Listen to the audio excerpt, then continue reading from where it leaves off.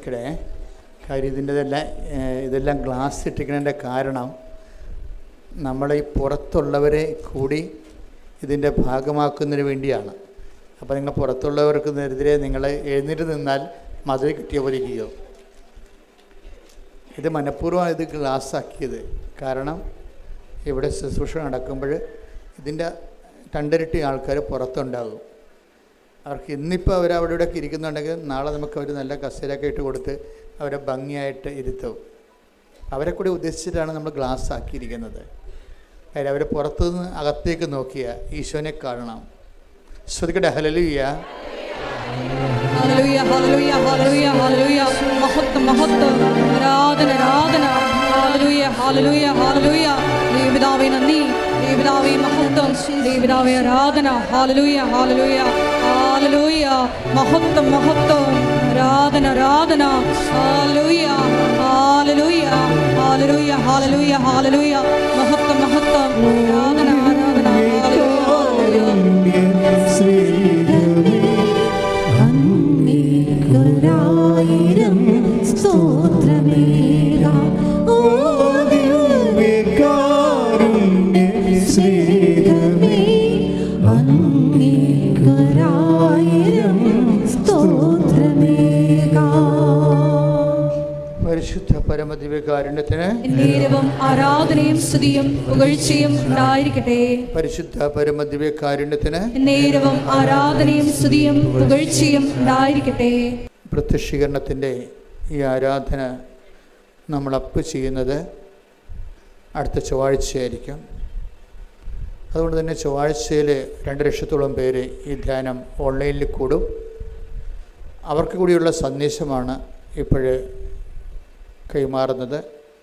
ഞാൻ കുറേ ദിവസങ്ങൾ ഈ ഒരു വിഷയത്തിന് വേണ്ടി പ്രാർത്ഥനയിലായിരുന്നു. അപ്പോൾ എൻ്റെ മനസ്സിൽ വന്ന കുറച്ച് കാര്യങ്ങൾ, നമ്മളിന്ന് പലതരത്തിലുള്ള വിഷമവും ഭാരവും ഒക്കെ അനുഭവിക്കുന്നവരാണ്. പ്രത്യേകിച്ച് കൃപാസനത്തിൽ വരുന്നവർ മനുഷ്യന്മാർക്കെല്ലാം ഇപ്പോഴ് ഒരു കാര്യം മനസ്സിലായി. മനസ്സിന് ഭാരവും ശരീരത്തിന് ക്ലേശവും കുടുംബത്തിന് സമാധാനമൊക്കെ നഷ്ടപ്പെടുമ്പോൾ ആദ്യം നമ്മളെ അന്വേഷിച്ചും കാത്തുവരിക്കുന്ന ഒരാളായിട്ടാണ് കൃപാസന മാതാവിനെ ഇന്ന് കുറഞ്ഞ പക്ഷം എല്ലാ മലയാളികളുമെങ്കിലും കാണുന്നത്. അതുകൊണ്ട് ഞാൻ ഓരോ ദിവസവും ആൾക്കാരെ കാണുന്ന വ്യക്തികളെല്ലാം പുതിയ ആൾക്കാരാണ്. കുറച്ച് പേര് മാത്രമേ പഴയതുള്ളൂ. അപ്പോൾ അവരുടെ അടിയന്തര ഒരു സാഹചര്യത്തിൽ അവർ അമ്മയുടെ അഭയം പ്രാപിച്ചിരിക്കുകയാണ്. അതുകൊണ്ട് തന്നെ നമുക്ക് സിമ്പിളാണ്. എന്താ കാര്യം? അവരിവിടം വരെ വണ്ടി കയറി വെളുപ്പിനെ 3 മണിക്ക് എഴുന്നേറ്റ് ഇവിടെ വന്നു. ചിലപ്പോൾ ഉപവാസമായിട്ട് നിൽക്കും, ചിലപ്പോൾ ഒത്തിരി ഞെരുക്കത്തിൽ ചീട്ട് കിട്ടാൻ വരെ എന്ത് പാടാണ്. അങ്ങനെയൊക്കെ നിന്ന് കഷ്ടപ്പെട്ട് അടുത്താലെ വരുമ്പോൾ അപ്പോൾ തന്നെ അവരുടെ വിശ്വാസം അവർ പ്രഖ്യാപിച്ച് കഴിഞ്ഞു. അതുകൊണ്ട് എനിക്ക് സിമ്പിളാണ്. എനിക്ക് നിങ്ങളുടെ തലയിൽ നിന്ന് കൈവെക്കണ കാര്യം മാത്രമേ ഉള്ളൂ. എന്താ കാര്യം? നിങ്ങൾ ഓൾറെഡി ഇൻവെസ്റ്റ് ചെയ്തു. വെളുപ്പിന് 2 മണിക്ക് എഴുന്നേറ്റ് എത്രയോ ദിവസം മുമ്പ് ഒരു ദിവസം ഫിക്സ് ചെയ്തിട്ടാണ് ആ ദിവസം ഫ്രീ ആക്കി ഇതിനു വേണ്ടി വരണത്. അല്ലെങ്കിൽ രോഗിനെയും കൊണ്ട് വരുന്നവരാണെങ്കിലും ബൈസ്റ്റാൻഡർ ഉൾപ്പെടെ അതെല്ലാം. പക്ഷേ എൻ്റെ മക്കളെ, സഹോദരങ്ങളെ, നിങ്ങൾക്ക് പറ്റുന്ന ചെറിയൊരു അബദ്ധം എന്ന് പറയണത്, നിങ്ങൾ കൊണ്ടുവന്ന ആളിൻ്റെ നിങ്ങളോടുള്ള സ്നേഹവും അവർക്ക് നിങ്ങളോടുള്ള സ്നേഹത്തിൻ്റെ പേരിലാണ് ചിലരെങ്കിലും കൊണ്ടുവരുന്നത്. അപ്പം സൗഖ്യത്തിന് താമസം വരും. പേടിയാ. നിങ്ങളിപ്പോൾ ഒരാളെ കൊണ്ടുവന്ന് വിചാരിച്ചോ, ഇപ്പം അയാൾ ചിലപ്പോൾ നിങ്ങളുടെ അപ്പൻ്റെ അനിയനോ അല്ലെങ്കിൽ അമ്മയുടെ അനിയത്തിയോ ആരെങ്കിലും ആയിരിക്കും. അവരോടുള്ള സ്നേഹത്തിൻ്റെ പേരിലാണ് നിങ്ങൾ അവരെ വെളുപ്പിന് 3 മണിക്കൊക്കെ നാട്ടിൻ പുറത്ത് വണ്ടിയെടുത്ത് അവരെ പിടിച്ചു കയറ്റി കഷ്ടപ്പെട്ട് വരുന്നത്. പക്ഷേ അതിൻ്റെ ഒരു മറുപുറമുണ്ട്. എന്താണ്? എൻ്റെ ലൈഫ്, എൻ്റെ ജീവിത പ്രശ്നങ്ങൾ ഇത്രയും രൂക്ഷമാണ് എങ്കിലും ഞാനിതൊക്കെ ചെയ്യണത് എൻ്റെ ഈ സങ്കടത്തിൻ്റെ കാലത്ത്, എൻ്റെ ഈ കണ്ണീരിൻ്റെ കാലത്ത് ഞാൻ നിൻ്റെ അടുത്താണ് വരണത്. ആരുടെ അടുത്ത്? ഈശോൻ്റെ അടുത്ത്. അതിന് പ്രാധാന്യം കൊടുക്കണം. പീഡിയോ നിങ്ങളെ, അതായത് ലൈൻ ഉള്ള സ്ഥലത്തേക്കല്ല നിങ്ങൾ പ്ലഗ് ചെയ്യണത്. ലൈന് ഇപ്പോൾ നമ്മുടെ വീടുകളിലൊക്കെ ചില പ്ലഗിലൊക്കെ കുത്തിക്കഴിഞ്ഞാൽ നമുക്ക് കറണ്ട് കയറത്തില്ല. തേക്കാൻ നേരത്ത് നമ്മൾ കുത്തിക്കഴിഞ്ഞാൽ കറണ്ട് കയറത്തില്ല. അപ്പം നിങ്ങൾ ആ വീട്ടിൽ നിങ്ങൾക്ക് പുതിയ ആളാണെന്ന് വിചാരിച്ചു. അപ്പോൾ നിങ്ങളവിടെ ഗസ്റ്റാണെന്ന് വിചാരിച്ചു. അപ്പോൾ അവർ പറയും, എന്തുകൊണ്ടാണ് ഇതിൻ്റെ അകത്ത് തേപ്പോട്ട് ചൂട് പിടിക്കണില്ല എന്ന് പറയും അത് ആ പ്ലഗിൻ്റെ അകത്ത് ചാർജില്ലെന്ന് പറയും. അപ്പോൾ നിങ്ങൾ ചാർജുള്ള സ്ഥലത്തേക്ക് മാറ്റി കുത്താൻ പറയും. അതുപോലെ തന്നെയാണ് ഒരു ജീവിത പ്രശ്നങ്ങൾ. ഇപ്പം ജപ്തി നടപടി, അല്ലെങ്കിൽ നിങ്ങളുടെ വിസ പ്രോസസ്സിങ് അല്ലെങ്കിൽ പുതുക്കണില്ല, അല്ലെങ്കിൽ നിങ്ങൾക്ക് വസ്തു വിൽക്കണില്ല, അല്ലെങ്കിൽ കടങ്ങൾ കയറിയിരിക്കുന്നു. അപ്പോൾ ആ വിഷയത്തിനാണ് പ്രാധാന്യമെങ്കിൽ അവിടെ ചാർജില്ല. മനസ്സിലായ? ആ വിഷയത്തിന് വേണ്ടി ചാർജില്ല. ചാർജുള്ളത് എന്തിനാണ്? വിശ്വാസ പ്രഖ്യാപനത്തിനാണ് ചാർജുള്ളത്. അപ്പോൾ നിങ്ങൾ എന്ത് ചെയ്യണം? എനിക്ക് ജപ്തി നടപടിയാണ്, അല്ലെങ്കിൽ എനിക്ക് മക്കളില്ല, അല്ലെങ്കിൽ എൻ്റെ കല്യാണം ഒക്കണില്ല, എൻ്റെ ജോലി വരുന്നില്ല, ദാറ്റ്സ് ഓക്കെ. പക്ഷേ എങ്കിൽ ഞാനതിന് വേണ്ടി നിന്നിലാണ് ആശ്രയിക്കണത്. പ്രത്യേകിച്ച് കൃപാസന മാതാവിൻ്റെ പ്രത്യക്ഷീകരണത്തിലൂടെയാണ്. Praise the Lord. അവിടെയാണ് ചാർജുള്ളത്. ചില ആൾക്കാർക്ക് ചാർജുള്ള പ്ലഗ് അറിയാൻ പാടില്ലാതെ അവർ കടങ്ങന്മാർ സമാധാനം കിട്ടാനെന്ന് പറഞ്ഞുകൊണ്ട് പ്രാർത്ഥിക്കും. അപ്പോൾ അത് നിങ്ങളുടെ പ്രശ്നമല്ലേ? അവിടെ ചാർജില്ല. അത് പ്രശ്നം നിങ്ങളുടേതാണെങ്കിലും ഞാൻ ഈ പ്രശ്ന സമയത്ത് ദൈവത്തിലാണ് ആശ്രയിക്കുന്നത്. പിന്നെ നമുക്കുള്ളൊരു മെച്ചമെന്ന് പറയണത്, നമ്മൾക്കുള്ള മെച്ചമെന്ന് പറയുന്നത്, ഇത് എപ്പോഴും എൻ്റെ മക്കളെ പ്രാർത്ഥന അല്ലെങ്കിൽ എന്തെങ്കിലും ആത്മീയ പദ്ധതി അതെല്ലാം എൻ്റെ സഹോദരൻ ചെയ്യുമ്പോൾ വളരെ ഇൻ്റലിജൻ്റ് ആയിരിക്കണം, ബുദ്ധിപരം. വിശ്വാസ ജീവിതം എന്ന് പറയുന്നത് ഒരു ബുദ്ധിപരമായിട്ടുള്ള ഇടപെടലാണ്, വൈകാരികമായിട്ടുള്ള വിഷയമല്ല, ഒരു ബുദ്ധിപരമായ ഇടപെടലാണ്. ഇപ്പോൾ ചില പ്രാർത്ഥനാ രൂപങ്ങൾ ഇപ്പോൾ സ്തുതിച്ച് കഴിയുമ്പോൾ ചില ആൾക്കാർക്ക് തലയടിച്ചൊക്കെ വീഴത്തില്ലേ? അതുപോലെ അഭ്യാസങ്ങളെ കൊണ്ട് കാര്യങ്ങളൊന്നുമില്ല. അത് നമ്മൾ ആ വീണ ആൾക്കാർ തന്നെ പിന്നെയും വീണ കാണാം. അപ്പോൾ പിന്നെ അതുകൊണ്ട് ആ പ്രാർത്ഥന എന്താ പ്രയോജനം? വീണ ആൾക്കാർ തന്നെ പിന്നെ വീഴുകയാണെങ്കിൽ അപ്പോൾ അതിനകത്ത് എന്തൊക്കെ ഒരു തരികിട ഉണ്ടെന്ന് മനസ്സിലാക്കാം. പക്ഷേ സത്യസന്ധമായിട്ട് ജീവിതത്തെ കാണണം. സത്യസന്ധമായിട്ട് ജീവിതത്തെ കാണുന്നത് എങ്ങനെയാണ്? നമ്മൾ എന്താണ് നമ്മളൊരു പ്രത്യേക ജീവിത സാഹചര്യത്തിലാണ്. ആ സാഹചര്യത്തിൽ നമ്മളൊക്കെ പ്ലഗ് ചെയ്യണം. എവിടെയാണ് അല്ലെങ്കിൽ നമ്മൾ പിന്നെ കുത്തിവെക്കണത്? എൻ്റെ ഈ ജീവിത സാഹചര്യത്തിൽ എന്നെ രക്ഷപ്പെടുത്തണമെന്നുള്ളപ്പോൾ ഞാൻ എങ്ങനെയെങ്കിലും ആ സങ്കടത്തിൽ നിന്ന് ജോലി ലഭിച്ച് രക്ഷപ്പെടുക എന്നുള്ള ആ ഒരു വിഷയത്തിലാണെങ്കിൽ അതിന് ചാർജില്ല. നിങ്ങളെവിടെ കുത്തിവെക്കേണ്ട എവിടെയാണ്? കർത്താവേ, എൻ്റെ കണ്ണീരിൻ്റെ കാലത്ത് നീ പറഞ്ഞിട്ടുണ്ട് നിൻ്റെ വചനത്തിൽ, കണ്ണീരോടെയാണ് അവർ വരുന്നത്, ഞാനവരെ ആശ്വസിപ്പിച്ച് നയിക്കും. അത് നിൻ്റെ വാഗ്ദാനത്തിൻ്റെ ഭാഗമാണ്. അപ്പം നിൻ്റെ വാഗ്ദാന പ്രകാരം ഞാൻ എൻ്റെ സങ്കടത്തിൻ്റെ കാലത്ത് നിന്നിൽ ആശ്രയിക്കുന്നത് എൻ്റെ വിശ്വാസത്തിൻ്റെ വിഷയമാണ്. എൻ്റെ ദൈവവേദനയിലെ ഓരോ ക്ലേശകാരിഷ്ടതകളെല്ലാം ആ ക്ലേശാരിഷ്ടതകളുടെ മാനുഷികമായ വശങ്ങളെ മറന്നിട്ട് അതിൻ്റെ ദൈവികമായ വശങ്ങളെ ബൂസ്റ്റ് ചെയ്യണം. അതെന്താണ്? അതിൻ്റെ വിശ്വാസവശമാണ്. പ്രാർത്ഥിക്കുക, കർത്താവായ ദൈവമേ, എൻ്റെ ഓരോ പീഡാനുഭവങ്ങളെയും ആ സമയങ്ങളിലെല്ലാം വിശ്വാസം പ്രഖ്യാപിക്കാനുള്ള ഒരവസരമായി കരുതിക്കൊണ്ട് യേശുക്രിസ്തുവിനെ രക്ഷകനുമായി ഏറ്റുപറയാൻ ക്ലേശങ്ങളിലൂടെ ദൈവം തിരഞ്ഞെടുത്തത് ദൈവവിളിയായി കരുതിക്കൊണ്ട് ഞാൻ എൻ്റെ ക്ലേശങ്ങളെ പ്രതി, രോഗങ്ങളെ പ്രതി, ഭാരങ്ങളെ പ്രതി മുഴങ്ങുമ്പോൾ അങ്ങനെ ശ്രദ്ധിക്കുന്നു.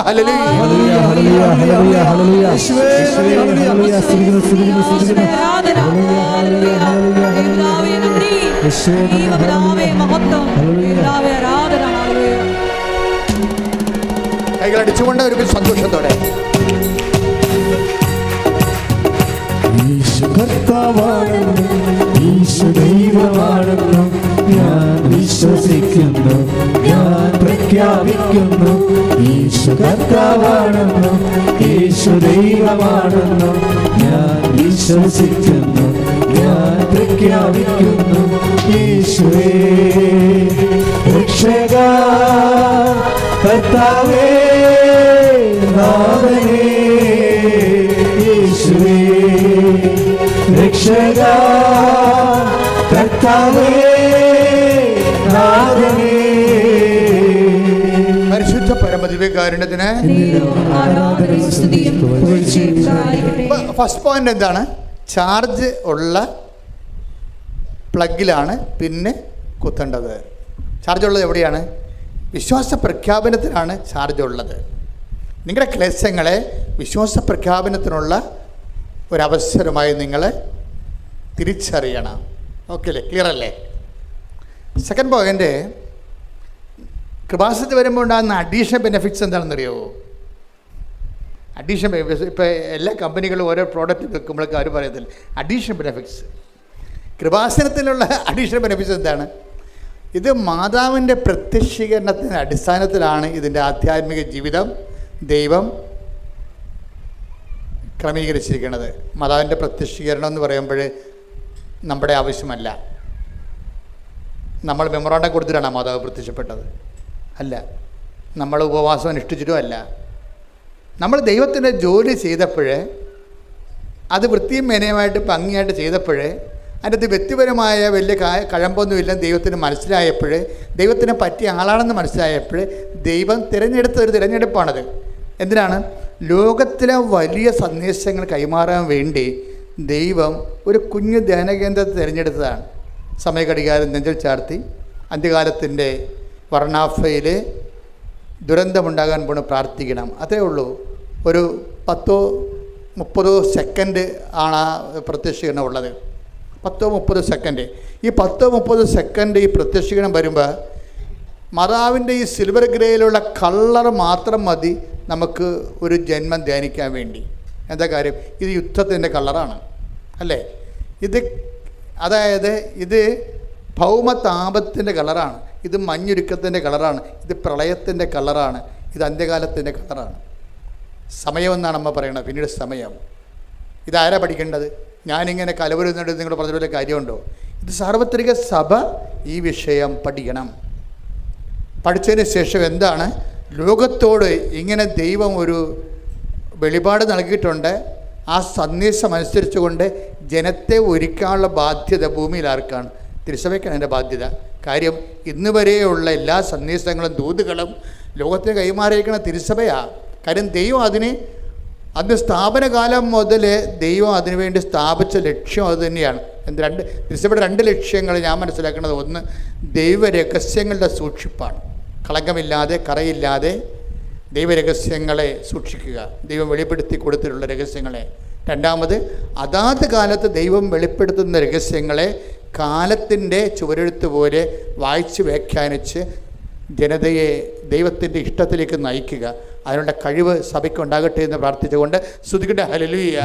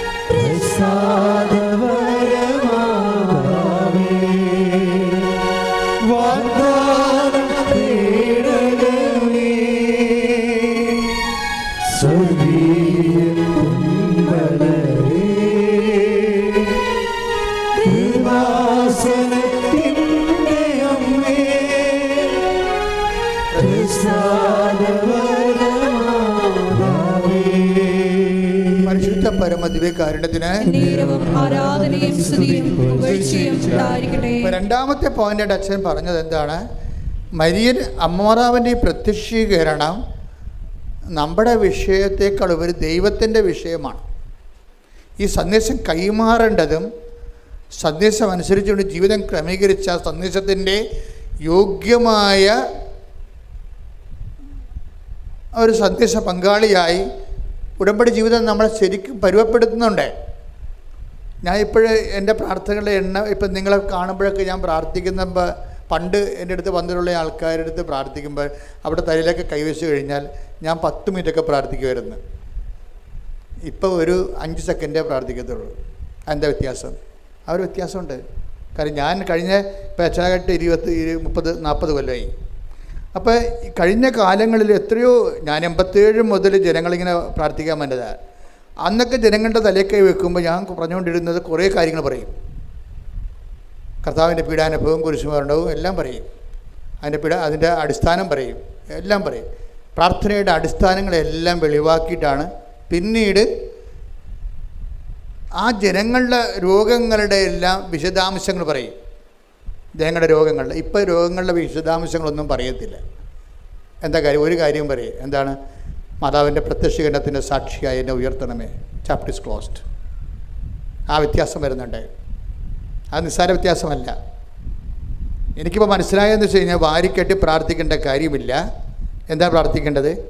ദൈവം നമുക്ക് നൽകിയൊരു പദ്ധതിയുണ്ട്. ദൈവം തിരഞ്ഞെടുത്ത ദൈവത്തിൻ്റെ ഒരു പദ്ധതിയുണ്ട്. ആ പദ്ധതി എന്താണ്? മാതാവിൻ്റെ പ്രത്യക്ഷീകരണമാണ്. ആ മാതാവിൻ്റെ പ്രത്യക്ഷീകരണത്തിന് നിങ്ങളെ കൃപാസനത്തിൽ കൊണ്ടുവരാൻ കാര്യം എന്താ? 109 ധ്യാനകേന്ദ്രം കേരളത്തിലുണ്ട്. Why you should you chosen for Kripasanam. അപ്പോൾ ഉറപ്പല്ലേ? നിങ്ങൾ ഈ 109 ധ്യാനകേന്ദ്രത്തിൽ നിന്ന് നിങ്ങളെ ഈ കൃപാസനത്തിലേക്ക് നിങ്ങളെ സെലക്ട് ചെയ്യുമ്പോൾ ദൈവം ഉദ്ദേശിക്കുന്നത് എന്താ? നിങ്ങളെ മാതാവിൻ്റെ പ്രത്യക്ഷീകരണത്തിൻ്റെ സാക്ഷിയാക്കാനാണ്. അല്ലെങ്കിൽ ഈ കാണുന്ന കാര്യങ്ങളെല്ലാം എല്ലായിടത്തും ഉണ്ടല്ലേ? എല്ലാ ധ്യാനകേന്ദ്രങ്ങൾക്കും ദൈവത്തിൻ്റെ കൃപയില്ലേ? അവിടെയുള്ള ധ്യാനഗുരുക്കന്മാർക്ക് കർത്താവിൻ്റെ കൃപയില്ലേ? പക്ഷേ കൃപാസനത്തിൽ വരുമ്പോൾ ദൈവം ഉദ്ദേശിക്കുന്നത് എന്താണ്? നിങ്ങളെ മാതാവിൻ്റെ പ്രത്യക്ഷീകരണത്തിൻ്റെ സാക്ഷികളാകണം. അപ്പോൾ നിങ്ങളെന്താ ചെയ്യേണ്ടത്? അമ്മേ, എന്നെ പ്രത്യക്ഷീകരണത്തിൻ്റെ സാക്ഷിയാക്കണം. അത്രയുള്ള കാര്യങ്ങൾ. പിന്നെ നമ്മളെന്താ ചെയ്യേണ്ടത്? ഉടമ്പടിയുടെ ഈ പ്രത്യക്ഷീകരണത്തിൻ്റെ സാക്ഷിയാക്കുമ്പോൾ ദൈവം നിങ്ങളുടെ ജീവിതത്തിൽ പ്രവർത്തിക്കണ്ടേ? ക്യാൻസർ മാറണ്ടേ? തൈറോയിഡ് മാറണ്ടേ? കടങ്ങൾ പരിഹരിക്കണ്ടേ? നിങ്ങളുടെ ആത്മീയ ജീവിതം വലുതാകണ്ടേ? നിങ്ങൾക്ക് സുവിശേഷം പ്രഖ്യാപിക്കണ്ടേ? നിങ്ങൾക്ക് സുവിശേഷമാകണ്ടേ? സുവിശേഷം ഏകണ്ടേ? ദൈവത്തിൻ്റെ സ്വന്തം പൈതലാകണ്ടേ? അപ്പം അങ്ങനെ വരുമ്പോൾ അതിനാണ് ദൈവം എന്താ പറഞ്ഞിരിക്കുന്നത്? അവൻ പറയണത് പോലെ ചെയ്യുക. അപ്പം അവൻ പറയണ പോലെ ചെയ്യാൻ നമുക്ക് നോട്ട് തന്നിട്ടുണ്ട്. കൃപാസന മാതാവിൻ്റെ പ്രത്യക്ഷീകരണത്തിൻ്റെ സാക്ഷികളാണെങ്കിൽ ആദ്യം എന്താ ചെയ്യേണ്ടത്? അമ്മ ആദ്യം എന്താണ് ചെയ്തത്? ഒരു കുടുംബത്തിന് പ്രയാസങ്ങൾ വന്ന സമയത്ത്, ഒരു കുടുംബത്തിന് അപമാനം വന്ന സമയത്ത്, ഒരു കുടുംബത്തിന് നിക്കക്കളിയില്ലാത്ത സമയത്ത്, ഒരു കുടുംബത്തിന് അപമാനം വന്നപ്പോൾ അമ്മ എന്ത് ചെയ്യണമെന്നാണ് ദൈവം ആഗ്രഹിച്ചത്? അമ്മ ആ വിഷയം മുഴുവനും ഈശോയുടെ അടുത്തേക്ക് കൊണ്ടുവന്നു. ഈശോയുടെ അടുത്ത് കൊണ്ടുവന്നപ്പോൾ പറഞ്ഞു, ഈശോനെ കൊണ്ട് ദൈവം ഉദ്ദേശിക്കുന്നത് പാപത്തിന് പരിഹാരം ചെയ്യുക, മനുഷ്യരാശിയുടെ രക്ഷയും വീണ്ടെടുപ്പ് സാധിക്കുക എന്നുള്ളതാണ് ഈശോനെ കൊണ്ട് പരമപിതാവ് ഉദ്ദേശിക്കുന്നത്. അതുകൊണ്ട് ആ ഒരു ലക്ഷ്യം അട്ടിമറിക്കപ്പെടുമെന്ന് വിചാരിച്ചുകൊണ്ട് ഈശോ ആദ്യം ബ്ലോക്ക് ചെയ്യുന്നുണ്ട്. എനിക്ക് നിനക്കും എന്താണ്? എൻ്റെ സമയം ഇനി സമാഗതമായിട്ടില്ലല്ലോ. അപ്പോൾ അമ്മ സ്വാഭാവികമായിട്ട് അമ്മയ്ക്ക് ഏറ്റവും കൂടുതൽ ബന്ധം ആരോടാ? ഈശോനോട് ഉണ്ടായേക്കാൾ നേരത്തെ ബന്ധം അപ്പയ്ക്ക് അപ്പായോടുള്ള ബന്ധം ഉണ്ടായത്. അപ്പായോട് ബന്ധം ഉണ്ടായതിൻ്റെ പേരിലാണ് അമ്മയ്ക്ക് പരിശുദ്ധാത്മാവിനെ കിട്ടിയത്. അപ്പോൾ അമ്മ അപ്പായോട് പറഞ്ഞു, വാട്ട് ഐ ഷുഡ് ഡു, ഇതാണ് ഈശോ പറയണമെന്ന് പറയും. അപ്പോഴുടനെ പരിശുദ്ധാത്മാവ് അമ്മയ്ക്ക് ജ്ഞാനവരം കൊടുക്കുന്നതാണ്. എന്താണ്? ഇങ്ങനെ ഒരു ഈ വിഷയത്തിൽ ഈശോ നമുക്ക് ഇടപെടുത്താൻ എളുപ്പ വഴിയുണ്ട്. എന്ത് ചെയ്യണം? അവൻ പറയണ പോലെ ചെയ്താൽ മതി. അതെന്ന് വെച്ച് കഴിഞ്ഞാൽ ആ ഒരു ഇൻസിഡൻറ്റ് സംഭവിച്ചതാണെങ്കിലും അതിൻ്റെ ഒരു പ്രായോഗിക വ്യാഖ്യാനം വരണത് അമ്മ പഠിച്ച ആത്മീയതയിൽ നിന്നാണ്. അമ്മയും ഈശോനെ ഉദരത്തിൽ ഉരുവാക്കിയത് അങ്ങനെയാണ്. ദൈവത്തിനൊന്നും അസാധ്യമല്ലല്ലോ എന്ന് അമ്മയോട് പറയണില്ലേ? അമ്മ മനസ്സിലാക്കിയ ദൈവത്തെ, അമ്മയ്ക്ക് വെളിപ്പെട്ട് കിട്ടിയ ദൈവത്തെക്കുറിച്ച് മാലാഖ അമ്മയോട് പറഞ്ഞത് എന്താണ്? ദൈവത്തിനൊന്നും അസാധ്യമല്ലല്ലോ. അപ്പോൾ ദൈവം ആരാണെന്ന് ചോദിച്ചാൽ അമ്മ പറയും, രണ്ട് കാര്യം പറയും. അവൻ വലിയവനാണ്. രണ്ടാമത്തെ, കർത്താവിനിക്ക് വലിയ കാര്യങ്ങൾ ചെയ്തിരിക്കുന്നു, അവൻ വലിയവനാണ്. രണ്ടാമത്തെ എന്താണ്? അവന് ഒന്നും അസാധ്യമല്ലാത്തവനാണ്. അപ്പോൾ ഒന്നും അസാധ്യമല്ലാത്ത ദൈവത്തിനെ എങ്ങനെയാണ് നമ്മുടെ ജീവിതത്തിലേക്ക് കൊണ്ടുവരേണ്ടതെന്ന് ജ്ഞാനവരം വേണം. ആ ജ്ഞാനവരം പരിശുദ്ധാത്മാവ് അമ്മയ്ക്ക് നേരത്തെ പാഠങ്ങൾ കൊടുത്തിട്ടുണ്ട്. നീ ഗർഭം ധരിച്ചു ഒരു പുത്രനെ പ്രസവിക്കുമെന്ന് പറയുമ്പോൾ ഈശോ പറഞ്ഞ സംഭവങ്ങൾ തന്നെ അതിൻ്റെ ഒരു ബാലൻസ് തന്നെ അമ്മയും പണ്ട് ദൈവത്തോട് സംസാരിച്ചതാണ്. ഇതെങ്ങനെ സംഭവിക്കും? ഇതെങ്ങനെ സംഭവിക്കും? ഞാൻ പുരുഷനെ അറിയുന്നില്ലല്ലോ. അത് തന്നെയാണ് അതിൻ്റെ തന്നെ വേറെ ഒരു ഭാഷയാണ് എനിക്ക് നിനക്കും എന്ത്, എൻ്റെ സമയം ഇനിയും സമാഗതമായിട്ടില്ലല്ലോ. അതാണ് സംഭവം. രണ്ടും ഒന്ന് തന്നെയാണ്. ഇപ്പം പണ്ട് ഈശോയ്ക്ക് പകരം അമ്മയാണ് ഈ ചോദ്യം ചോദിച്ചത്. അമ്മ എന്താണ് ഈ അപ്പയോട് ചോദിച്ചത്? ഇതെങ്ങനെ സംഭവിക്കും? അപ്പോൾ പരിശുദ്ധാത്മാവ് അമ്മയ്ക്ക് ഒരു ആൻസർ കൊടുത്തു. എന്താ പറഞ്ഞത്? ഞാൻ പരിശുദ്ധാത്മാവ് നിൻ്റെ മേൽ വരും. അത് മാലാഖ വഴി പറഞ്ഞതാണ്. എന്നിട്ട് നിന്നിൽ നിന്ന് ഉത്ഭവിക്കുന്നവൻ അത്യുന്നതൻ ദൈവത്തൊന്ന് വിളിക്കപ്പെടും. ആ വെളിപാട് അവസാനിക്കുന്നത് എങ്ങനെയാണ്? ദൈവത്തിനൊന്നും അസാധ്യമല്ലല്ലോ എന്ന് പറയുമ്പോൾ അമ്മ ഒരു ഉത്തരം പറയുന്നുണ്ട്. എന്താണ്? ഇതാ കർത്താവിൻ്റെ ദാസി, നിൻ്റെ വചനം പോലെ എന്നിൽ നിറവേട്ടെ. അപ്പോൾ വചനം എന്ന് പറയുന്നത് എന്താണ്? എല്ലാം അസാധ്യമല്ല, ഒന്നും അസാധ്യമല്ലാത്ത ദൈവത്തിനെ നമ്മുടെ ജീവിതത്തിൽ എല്ലാം സാധ്യമാക്കുന്നതിൻ്റെ ഒരു പോംവഴി എന്താണ്? വചനത്തെ, നിൻ്റെ വചനം പോലെ എന്നിൽ, ആ വചനത്തെ നിറവേറ്റുകയാണ്. ഇത് അമ്മ പഠിച്ചതാണ് നേരത്തെ. ഈ നേരത്തെ പഠിച്ച പാഠത്തിൻ്റെ റിവിഷൻ മാത്രമാണ് കാനായിൽ എനിക്ക് നിനക്ക് എന്ത്, എൻ്റെ സമയം ഇനി സമാഗതമായിട്ടല്ലോ എന്ന് പറയുമ്പോഴേ അമ്മ താൻ അനുവർത്തിച്ച് എങ്ങനെയാണോ അസാധ്യമായ ഒന്നും അസാധ്യമല്ല ദൈവത്തിൻ്റെ വചനത്തെ തൻ്റെ ഉദരത്തിൽ മാംസമാക്കിയത്, അതേ ഇക്വേഷൻ, അതേ ഫോർമുല അമ്മ ജനങ്ങളോട് പറയും. എന്താണ്? ഞാൻ ഇങ്ങനെയാണ് ഈശോൻ്റെ ഉദരത്തിൽ വചനത്തെ ഗർഭം ധരിച്ച് മാംസമാക്കിയതെങ്കിലേ സന്നിഗ്ധമായ അവസ്ഥയിൽ ദൈവത്തെ ഈ വിഷയത്തിൽ ഇടപെടുന്നതിന് ഒറ്റ കാര്യം അത്രയേ ഉള്ളൂ. എന്നെപ്പോലെ നിങ്ങളും ദൈവത്തിൻ്റെ വചനം അവൻ പറയണത് പോലെ ചെയ്താലും മതി. നമ്മൾ ഉടമ്പടി ചെയ്യണത് അതാണ്. നമ്മുടെ വിഷയങ്ങളെ സാധ്യമാക്കുന്നതിന് വേണ്ടിയും ഒന്നും അസാധ്യമല്ല ദൈവത്തിന് നമ്മുടെ ജീവിതത്തിൽ ഇടപെടുന്നതിന് വേണ്ടിയും മരിയൻ സ്പിരിച്വാലിറ്റിയാണ് നമ്മൾ അപ്ലിക്കേറ്റ് ചെയ്യണത്. എന്താണ്? അതെന്താണ്? അവൻ പറയണത് പോലെ ചെയ്യുന്നു. ഇതാ കർത്താവിൻ്റെ ദാസി, നിൻ്റെ അപ്പോൾ വചനമാണ് പ്രശ്നം. വചനത്തെ ആർട്ടിക്കുലേറ്റ് ചെയ്തിട്ട് ഒരു വചനത്തെ എങ്ങനെയാണ് ഈശോയാക്കി കൈയും കാലും വെച്ച് അതവസാനം നിത്യതയുടെ ദൈവത്തിൻ്റെ പദ്ധതിയാക്കി മാറ്റിയത്, അതേ പ്രിൻസിപ്പിൾ തന്നെയാണ് നമ്മുടെ ജീവിതത്തിൽ. ഇപ്പം നമ്മൾ ഉടമ്പടിയിൽ എന്താ ചെയ്യണത്? നമ്മുടെ കോമ്പറ്റൻസി വർദ്ധിപ്പിക്കും, അല്ലേ? കോമ്പറ്റൻസി എന്ന് പറഞ്ഞാൽ ആദ്യം നമ്മൾ ചെയ്യണത് എന്താണ്? ദൈവത്തോട് ഉടമ്പടി ചെയ്യാൻ, നമ്മൾ ദൈവത്തോട് ഉടമ്പടി ചെയ്യാനോ ദൈവത്തിൻ്റെ മുഖത്ത് നോക്കാനോ ദൈവത്തിൻ്റെ വാക്ക്, കർത്താവിന് നാമം വൃഥാ പ്രയോഗിക്കുന്ന പോലും നമ്മുടെ പ്രമാണത്തിലുണ്ട്. ആ പ്രമാണം കാലഹരണപ്പെട്ടിട്ടില്ല, അല്ലേ? കർത്താവിന് നാമം വൃഥാ 10 കൽപ്പനയിൽ ഉള്ളതാണ്. അപ്പോൾ ദൈവത്തിന് നാമം പോലും പ്രയോഗിക്കുന്നത് ഭയപ്പെട്ടാണ് ഉപയോഗിക്കുന്നത്. ആ ഒരു സ്ഥാനത്താണ് നമ്മൾ ദൈവത്തോട് ഉടമ്പടി ചെയ്യണത്, ഈശ്വരനോട് ഉടമ്പടി ചെയ്യണത്. ഉടമ്പടി ചെയ്യുന്ന ആരിലൂടെയാണ് നമ്മൾ ചെയ്യണത്? അതിന് നമ്മൾ ചെയ്യുന്ന ഒരു ആ ഉടമ്പടി ചെയ്യാനുള്ള യോഗ്യത കൈവരിക്കുന്നത് എങ്ങനെയാണ്? കോമ്പറ്റൻസിയിലൂടെയാണ്. കോമ്പറ്റൻസി എന്താണ്? നമ്മൾ ദൈവത്തോട് ഉടമ്പടി ചെയ്യാൻ പറ്റുന്ന ഒരാളായിട്ട് നമ്മളെ തന്നെ ഈ 3 മാസം കൊണ്ട് നമ്മൾ ഒരുക്കും. ദൈവത്തോട് ഉടമ്പടി ചെയ്യാൻ പറ്റുന്ന ഒരാളായിട്ട് നമ്മളെ തന്നെ ഒരുക്കും. അതെങ്ങനെ നമ്മൾ ഒരുക്കണത്? അത് 3 പോയിന്റിലൂടെ നമ്മൾ ഒരുക്കണത്, കോമ്പറ്റൻസി വർദ്ധിപ്പിക്കണത്. ചില ആൾക്കാരുടെ ഉടമ്പടി ഇപ്പോഴും കത്താത്തത് എന്താണെന്നറിയാമോ? നിങ്ങളുടെ കോമ്പറ്റൻസി ഇല്ലാത്ത കാരണം ഇപ്പോഴും ഉടമ്പടി ദൈവം അംഗീകരിച്ചിട്ടില്ല. അതാണ് പ്രശ്നം. ചില ആൾക്കാരുടെ ഉടമ്പടി കത്താത്തത് എന്താ കാര്യം? നിങ്ങൾ ഇപ്പോഴും ദൈവത്തോട് ഉടമ്പടി ചെയ്യാൻ പറ്റുന്ന ഒരാളായിട്ട് ദൈവം കണ്ടിട്ടില്ല. അതാണ് ഇന്നത്തെ പ്രശ്നം. ദൈവത്തോട് ഉടമ്പടി ചെയ്യണമെങ്കിൽ ഉടമ്പടിയുടെ കവനൻ്റ് കോമ്പറ്റൻസി ഉണ്ട്. കവനൻ്റ് കോമ്പറ്റൻസിയിൽ 3 പോയിന്റുകളുണ്ട്. ഈ 3 പോയിന്റും വൃത്തിയായിട്ട് ചെയ്താൽ നമ്മൾ കോമ്പറ്റൻ്റായി. എന്താണ്? ദൈവത്തോട് ഉടമ്പടി ചെയ്യാൻ പറ്റുന്ന ഒരാളായി മാറി. ഒന്നാമത്തത് എന്താണ്? അനുദപിക്കുക, വചനത്തിൽ വിശ്വസിക്കുക. അതാണ് സംഭവം. ഒന്നാമത്തത് നമ്മൾ ആദ്യമായി ഈ ഭാഗം നമ്മൾ ചെയ്തില്ലെങ്കിൽ ബാക്കി രണ്ടും ചെയ്യാൻ പറ്റത്തില്ല. അതാണ് ഏറ്റവും വലിയ വിഷയം. പലർക്കും ഉടമ്പടി വന്നിരിക്കുന്ന ഒരു ചെറിയ പരാജയം അതാണ്. ഈ ഭാഗം നമ്മൾ ചെയ്ത് അനുദപിക്കുക, സുവിശേഷത്തിൽ വിശ്വസിക്കുക എന്ന് പറയുമ്പോഴേ നമ്മുടെ അനുതാപം എന്ന് പറയണത് സുവിശേഷ വിശ്വസിക്കുമ്പോൾ ഒരു വ്യക്തിക്കുണ്ടാകുന്ന അനുതാപമാണ്. ലോകത്തിൽ പലതരം അനുതാപങ്ങളുണ്ട്. ഞാനതിൽ ഖേദിക്കുന്നു എന്നൊക്കെ മന്ത്രിമാർ പറയത്തില്ലേ? അങ്ങനെ ഞാൻ അന്ന് പറഞ്ഞതിൽ ഞാൻ ഖേദിക്കുന്നു. ആ ഖേദമൊന്നും അനുതാപമല്ല. സുവിശേഷവിഹിതമായ രക്ഷാകരമായ അനുതാപം. അനുതാപം 2 തരമുണ്ട്. കേവല അനുതാപമുണ്ട്, മാനുഷിക അനുതാപം ഉണ്ട്. പക്ഷേ രക്ഷാകരമായ അനുതാപമുണ്ട്. രക്ഷാകരമായ അനുതാപം എന്ന് പറയുന്നത് എന്താണ്? സുവിശേഷത്തിൽ വിശ്വസിക്കുന്നത് നിമിത്തം നമുക്കുണ്ടാകുന്ന അനുതാപം. സുവിശേഷം വിശ്വസിക്കുമ്പോൾ ദൈവത്തിൻ്റെ മനസ്സ് നമ്മൾ അറിയുന്നു. ദൈവത്തിൻ്റെ മനസ്സറിയുമ്പോഴേ നമ്മുടെ ചില ചെയ്തികളെക്കുറിച്ച് നമുക്ക് അനുതാപം ഉണ്ടാകുന്നു. അതുകൊണ്ടാണ് സുവിശേഷത്തിന് ധ്യാനം എപ്പോഴും കൂടണം. എപ്പോഴും നിങ്ങൾ സുവിശേഷത്തിൻ്റെ വായിക്കണമെന്നൊക്കെ അച്ഛൻ പറയുന്നതിൻ്റെ കാരണം അതാണ്. പ്രാർത്ഥിക്കുക, കർത്താവ് ദൈവമേ കർത്താവായ ദൈവമേ, രക്ഷാകരമായ അനുതാപം രക്ഷാകരമായ അനുതാപം എന്നിൽ ജനിച്ച് ഞാൻ ദൈവത്തോട്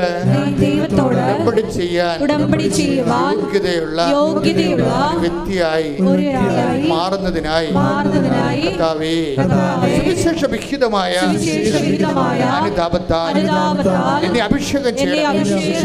ശ്രദ്ധിക്കട്ടെ. ഹല്ലേലൂയ, ഹല്ലേലൂയ, ഹല്ലേലൂയ. മഹത്വം, മഹത്വം. ആരാധന, ആരാധന. ഹല്ലേലൂയ, ഹല്ലേലൂയ. ദൈവപിതാവേ നന്ദി. ദൈവപിതാവേ മഹത്വം. ദൈവപിതാവേ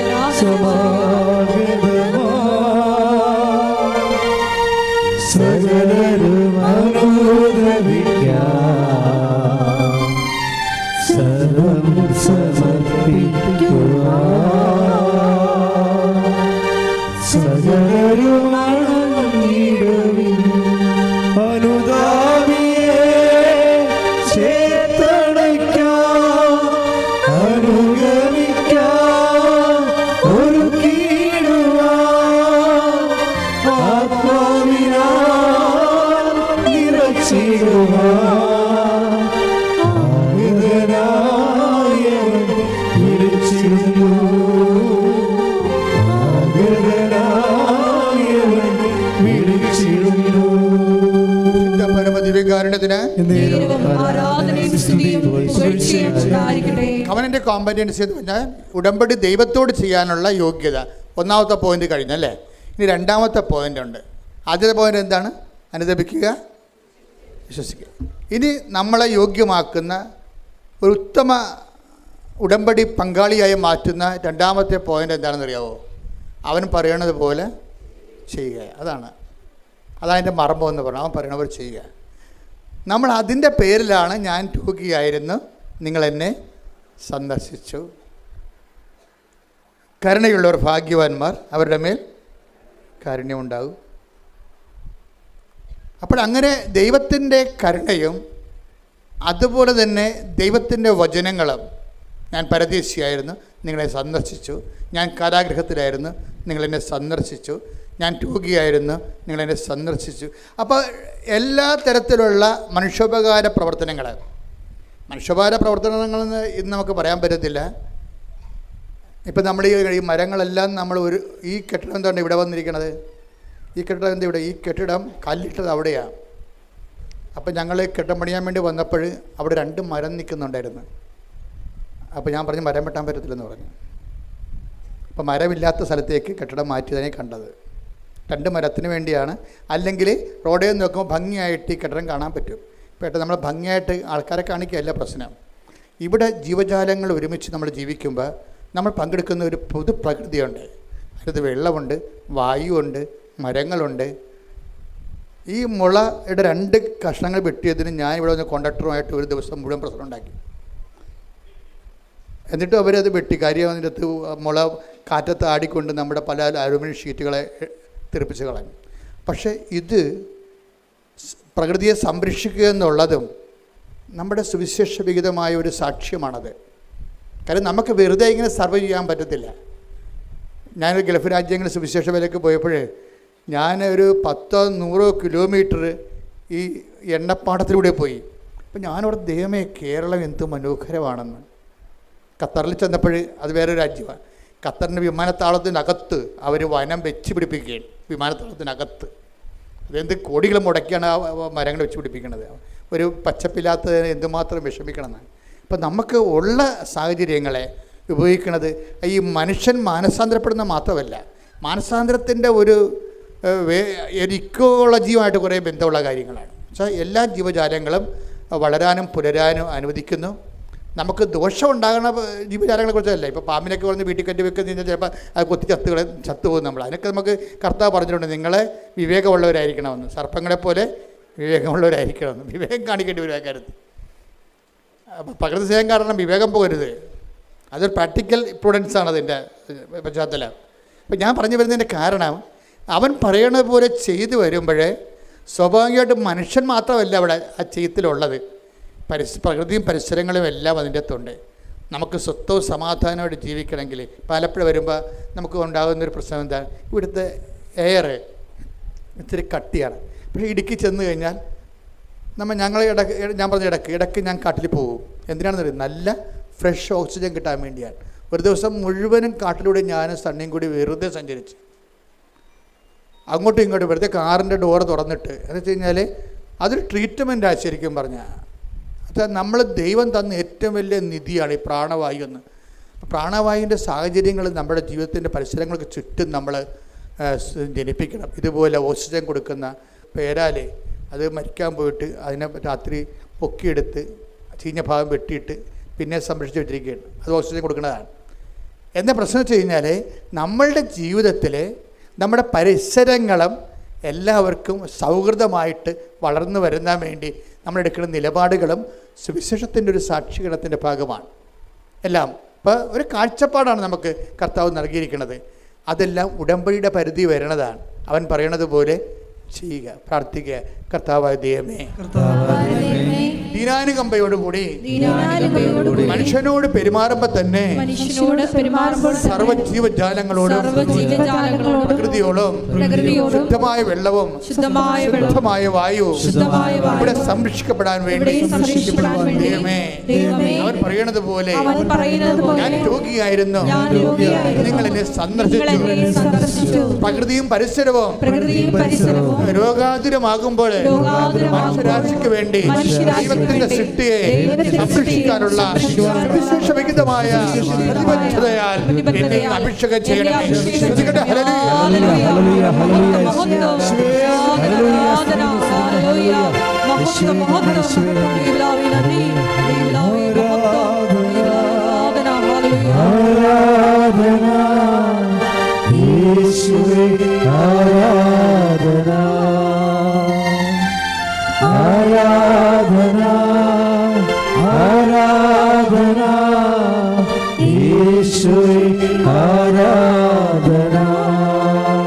പരിശുദ്ധ പരമദിവ്യകാരുണ്യത്തിന് അപ്പോഴേ നമ്മളെ രണ്ടാമത്തെ വിഷയം കോമ്പറ്റൻസിയുടെ വിഷയമാണ്. അതായത് ഉടമ്പടിക്ക് യോഗ്യമായ ഉടമ്പടി പങ്കാളി എന്ന് പറയണത് ഒന്ന് അനുദപിക്കുക, വിശ്വസിക്കുക. രണ്ടാമത്തേത് എന്താണ്? അവൻ പറയണത് പോലെ ചെയ്യുക. അതെന്താണ്? ദീനാനുകമ്പയും അതുപോലെ തന്നെ മനുഷ്യനോടുള്ള പ്രകൃതിയോടുള്ള പ്രതിബദ്ധതയുമാണ്. അത് ദൈവികമായ ഒരു ഉത്തരവാദിത്വമായിട്ട് നമ്മൾ ഡെവലപ്പ് ചെയ്ത് വരും ഉടമ്പടി കാലങ്ങളിൽ. ഇനി മൂന്നാമതൊരു കാര്യമുണ്ട്. എന്താണ്? ലോകം മുഴുവനും പോവുക, എല്ലാ സൃഷ്ടികളോടും സുവിശേഷം പ്രസംഗിക്കുക. അപ്പോൾ ഇതെല്ലാം മനസ്സിലായില്ലേ?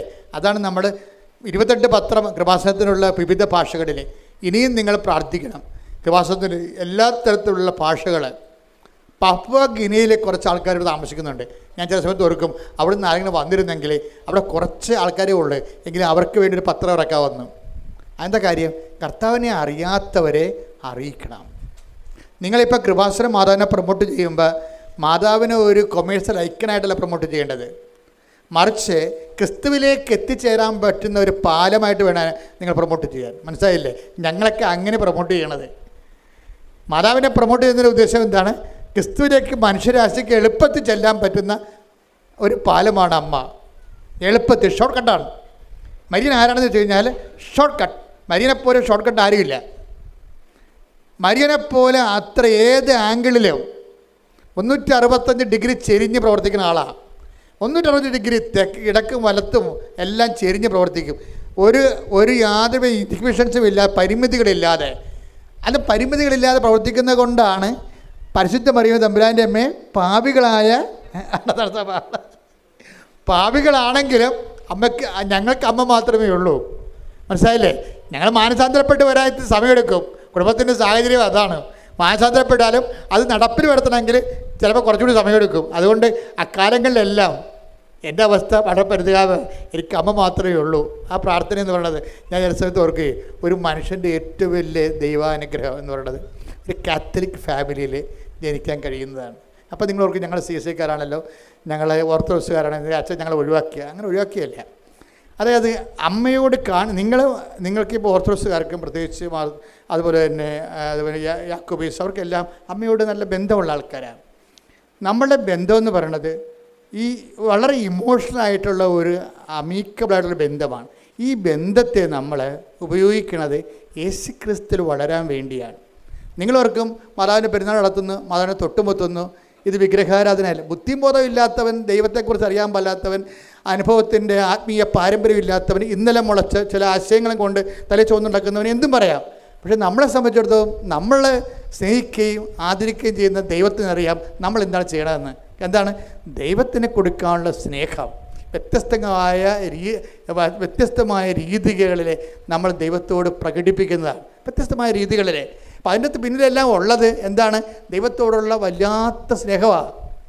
ഈ ദൈവത്തോടുള്ള ശരിക്കും പറഞ്ഞാൽ അമ്മ പ്രത്യക്ഷപ്പെടാനുള്ള ഒരു കാരണം എന്ന് നിങ്ങൾക്കറിയാമോ?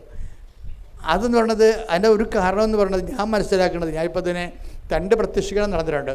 ഒരു പ്രത്യക്ഷീകരണം ഈജിപ്തിൽ വെച്ചാണ് നടന്നത്. അത് അമ്മ രാത്രി 2 മണിക്ക് വന്ന് 4 വിരലുകൾ എൻ്റെ വായിലിട്ട് ഞാൻ എല്ലാ ഇടക്കും തന്നെ ധ്യാനത്തിൽ പറയും. പക്ഷേ അത് ഞാനെക്കുറിച്ച് ഞാൻ പിന്നീട് ചിന്തിച്ചിട്ടുണ്ട്. അമ്മ എന്തുകൊണ്ട് രാത്രി വന്നത്, എന്തുകൊണ്ട് എൻ്റെ വിരലിട്ടത്. അത് ഞാൻ എന്നിട്ട് അത് വചനം തുറന്നു നോക്കിയപ്പോൾ പറഞ്ഞു, നിൻ്റെ പ്രസംഗങ്ങളെ ഞാൻ അടയാളങ്ങൾ കൊണ്ട് സ്ഥിരീകരിക്കും. അപ്പോൾ എനിക്ക് മനസ്സിലായി അമ്മ എന്താണ് ഉദ്ദേശിച്ചതെന്നൊക്കെ മനസ്സിലായി. അന്ന് മുതലാണ് 2010 മുതലാണ് കൃപാസനം വേറെ രീതിയിൽ ഇളകി ഉയരാൻ തുടങ്ങിയത്. അന്നത്തെ ഒരു ഇൻസിഡൻ്റാണ്. പക്ഷേ അതിന് കാരണം എന്താ? അതിൻ്റെ കാരണം ഞാൻ നോക്കിയിട്ട് എനിക്ക് ഒരു കാരണമേ ഉള്ളൂ. 10 ദിവസം ഞാൻ ഈശോൻ്റെ നാട്ടിലുണ്ടായിരുന്നു, ഇസ്രയേലിൽ. അപ്പോൾ ആ സമയത്തെല്ലാം ഈശോൻ്റെ സ്ഥലത്ത് ചെല്ലുമ്പോൾ ഞാൻ മുട്ടി നിൽക്കും. ഈശോനെ വിധിച്ച സ്ഥലം, ഈശോ നടന്ന സ്ഥലമൊക്കെ ചെല്ലുമ്പോൾ ഞാൻ മിണ്ടത്തില്ല, എൻ്റെ കണ്ണൊക്കെ നിറയും. ആരോടും ഞാൻ സംസാരിക്കത്തില്ല. ഞാൻ ഈ സ്ഥലങ്ങളൊക്കെ ചോദിച്ച് മനസ്സിലാക്കിയിട്ട് അവിടെ മുട്ടി നിൽക്കും. പക്ഷേ നിലം ചുംബിക്കും. പിന്നെ ഞാൻ ഈ നസ്രത്തിൽ പോയി. നസ്രത്തിൽ അമ്മയുടെ അടുത്ത് പോയപ്പോൾ എന്നോട് പറഞ്ഞു, അമ്മയുടെ അടുക്കള ഇവിടെ ഉണ്ടെന്ന് പറഞ്ഞ്. എൻ്റെ അമ്മ ഞാനെല്ലാം പിന്നെ ഓരോരുത്തരും പോകണമെന്ന് പറഞ്ഞുകൊണ്ട് നേരെ അടുക്കളയിലോട്ട് ഓടി. എനിക്കിൻ്റെ ഓരോരുത്തരും പോകണ്ട കാര്യം അമ്മ അവിടെ. അപ്പം നോക്കിയാൽ പുരാതനമായ ആ നക്ഷത്രം വലിയൊരു ദേവാലയമാണ്. അതിനകത്താണ് ഒരു സ്ഥലത്താണ് അമ്മയുടെ വീടുണ്ടായിരുന്നത്. അവിടെയാണ് അടുക്കള. ആ അടുക്കളയും അമ്മ വെള്ളം കോരിയ കിണറും ഒക്കെ കുഞ്ഞു കിണറാണ്, കുറേ ആഴമുണ്ട്. അവിടെ എല്ലാം ഗ്രില്ല് ചെയ്തിരിക്കുന്നതാണ്. അമ്മയുടെ അടുപ്പൊക്കെ കണ്ടവിടെ പുരാതനമായ. ഞാൻ അവിടെ ഇരുന്നുകൊണ്ട് വേറെ ആൾക്കാർ എന്നെ വിളിക്കുന്നുണ്ട്, അവിടെ കാണണം ഇവിടെ കാണണം എന്ന് പറയുമ്പോൾ ഞാൻ പറഞ്ഞു, ഞാൻ ഇവിടെ 3 കൊന്തയില്ലേ അവിടെ ഇരുന്ന്. ആ അടുക്കളയിരുന്ന് അമ്മ ഈശോയ്ക്ക് കുപ്പൂസൊക്കെ ഉണ്ടാക്കി കൊടുത്ത സ്ഥലമാണത്, ചപ്പാത്തിയൊക്കെ ഉണ്ടാക്കി കൊടുത്ത സ്ഥലമാണ്. അപ്പം അമ്മ എന്തുമാത്രം സങ്കീർത്തനം പാടിയിട്ടായിരിക്കും അവിടെ ഇരുന്നുകൊണ്ട് ഇതൊക്കെ ചെയ്തിരിക്കണത്. അപ്പം ഈശോയും അവിടെ ജീവിച്ച സ്ഥലമാണ്. അപ്പം ഞാൻ കുറേ നേരം അവിടെ ഇരുന്ന് ഒരു 3 കൊന്ത ചെല്ലി. അപ്പം ഞാൻ ഓക്കെ ആയി. 3 കൊന്ത ജവന്മാർ അവിടെ ചെല്ലി. അപ്പം ഇങ്ങനെ ഓരോ സ്ഥലത്ത് ചെല്ലുമ്പോഴും ഞാൻ 10 ദിവസം ഉണ്ടായി. 10 ദിവസവും ഞാൻ ആരോടും സംസാരിക്കാതെ ജവമാല ചൊല്ലി ദൈവത്തിൻ്റെ രക്ഷാകരമായ സംഭവങ്ങൾ നടന്ന സ്ഥലങ്ങളെല്ലാം കണ്ട് അവിടെ ആരാധിച്ചു, വന്നിച്ചു. അവസാനം ഗെത്സമനിൽ പോയി. ഗെത്സമനിൽ പോയപ്പോൾ പയ്യപ്പള്ളി അച്ഛനാണ് എൻ്റെ കൂടെ ഉണ്ടായിരുന്നത്. പയ്യപ്പള്ളി അച്ഛൻ ഞാനിവിടെ കുർബാന ചൊല്ലുകയാണ്. എന്നിട്ട് പയ്യപ്പള്ളി അച്ഛൻ കുർബാന കൊടുക്കാൻ വേണ്ടി പോയപ്പോൾ എന്നോട് പറഞ്ഞു, അച്ഛൻ ഈ സൈഡ് കൊടുക്ക്, ഞാൻ ഈ സൈഡ് കൊടുക്കാമെന്ന് പറഞ്ഞു. അച്ഛൻ ആ സൈഡ് കൊടുത്ത് പിന്നെ പക്ഷേ ഞാൻ പോയില്ല. എനിക്ക് വേറൊരു സൂത്രം ലക്ഷ്യമുണ്ടായിരുന്നു. എന്താണ്? ഈശോ ഗെത്സമനിൽ മുട്ടുകുത്തിയ സ്ഥലം ഈ ബലിപീഠത്തിൻ്റെ ഫ്രണ്ടിലാണ്. അവരവിടെ പിച്ചളം വെയിൽ കൊണ്ട് കെട്ടിയിരിക്കുകയാണ്. അപ്പോൾ അവിടെ ഒരു പട്ടാളക്കാരനപ്പോൾ ഒരാൾ നിൽപ്പുണ്ട് അവിടെ സൂക്ഷിക്കാൻ വേണ്ടി. അയാൾ അങ്ങോട്ട് തിരിഞ്ഞ സ്ഥലത്ത് ഞാൻ ആ കുർബാന ഉടുപ്പുമായിട്ട് ചാടി ഇതിനകത്ത് വീണു. എന്നിട്ട് ഞാൻ ഒരു നിമിഷം മുട്ടയത്, എന്തെല്ലാം പ്രശ്നം ഉണ്ടായാലും ശരി ഒരു നിമിഷം മുട്ടയെന്ന്. എന്താണ്? കർത്താവ് അന്ത്യവിനാഴിക മുട്ടുകുത്തിയൊരു സ്ഥലമാണ്. ദൈവത്തെ നമ്മൾ സ്നേഹിക്കുന്നത് വൈകാരികമായിട്ടാണ് സ്നേഹിക്കുന്നത്, ബുദ്ധിപരമായിട്ടല്ല. അങ്ങനെ വൈകാരികമായി ദൈവത്തെ സ്നേഹിക്കുമ്പോൾ സംഭവിക്കുന്ന വിഷയമാണ് ഈ പ്രത്യക്ഷീകരണം എന്ന് പറയുന്നത്. മനസ്സിലായില്ലേ? അതൊന്നല്ല, ഒരു 9 പ്രാവശ്യം പ്രത്യക്ഷപ്പെടണമെങ്കിലും ദൈവത്തിനൊരു പിശുക്കുമില്ല. എന്താണ്? നീ ദൈവത്തെ സ്നേഹിക്കുന്ന വ്യക്തിയായിട്ട് ദൈവത്തിന് തോന്നിയാൽ മതി. ശ്രുതിക്കട്ടെ ഹല്ലേലൂയ. ഹല്ലേലൂയ ഹല്ലേലൂയ. മഹത്വം മഹത്വം. ആരാധന ആരാധന. ദൈവനാമേ നന്ദി. ദൈവനാമേ മഹത്വം. കൃപയുടെ കൂടാരമേ വാഗ്ദാനം നേടണമേ. കൃപാസനത്തിൻ്റെ അമ്മേ സഞ്ചാരി മാതാവേ, കൃപയുടെ കൂടാരമേ വാഗ്ദാനം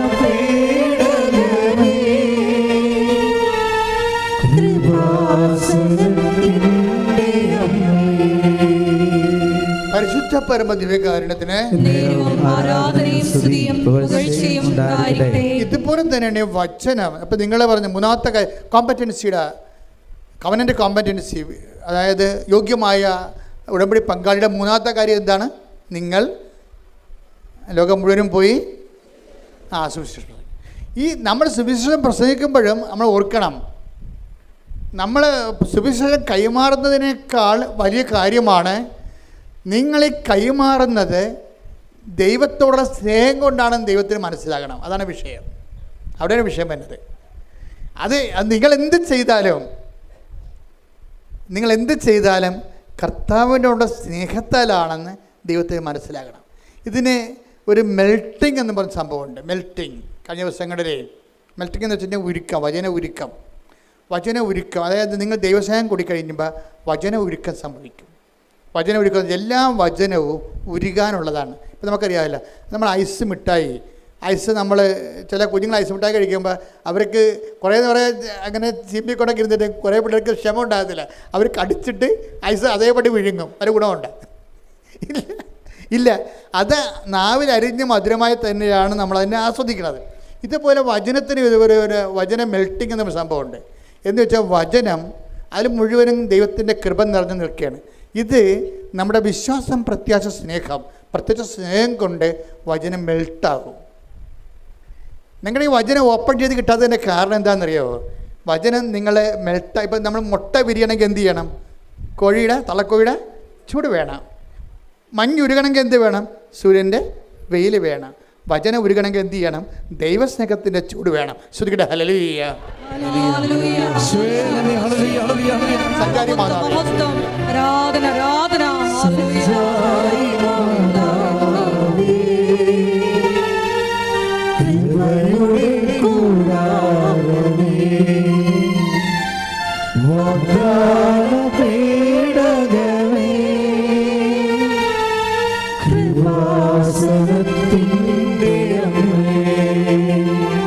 സഞ്ചാരി മാതാവേ,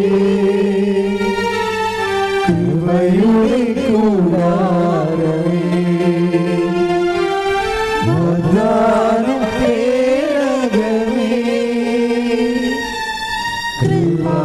കൃപാസനത്തിൻ്റെ അമ്മേ. പരിശുദ്ധ പരമദിവ്യകാരുണ്യത്തിന് ആരാധനയും സ്തുതിയും പുകഴ്ചയും ഉണ്ടായിരിക്കട്ടെ. പരിശുദ്ധ പരമദിവ്യകാരുണ്യത്തിന് ആരാധനയും സ്തുതിയും പുകഴ്ചയും ഉണ്ടായിരിക്കട്ടെ. അപ്പോൾ എല്ലാ ഈ ഉടമ്പടി പെട്ടെന്ന് നമുക്ക് അതിൻ്റെ ഫലം കിട്ടാനുള്ള ഏറ്റവും വലിയ മാർഗം എന്താ? മക്കൾ ചെയ്യുന്നതെല്ലാം ദൈവസ്നേഹത്തോടെ ആകണം. അവൻ പറയണ പോലെ ചെയ്യുക എന്ന് പറയുമ്പോൾ അവൻ പറയുമ്പോൾ നമുക്ക് സാങ്കേതികമായിട്ട് ചെയ്യാൻ പറ്റും, പക്ഷേ ഇത് വർക്കൗട്ട് ചെയ്യാൻ താമസിക്കും.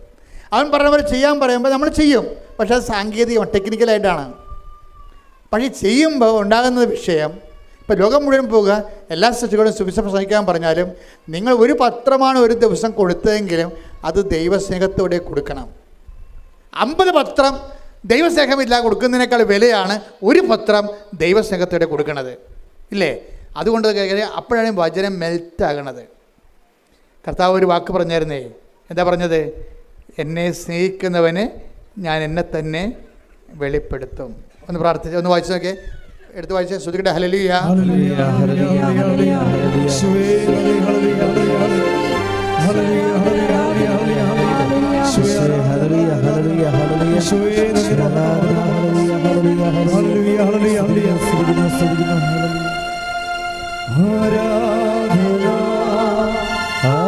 ആരാധന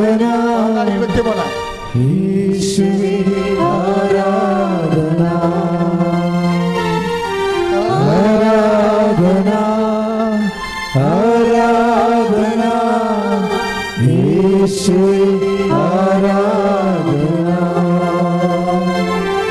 ആരാധന ആരാധന സ്നേഹമേ ആരാധന.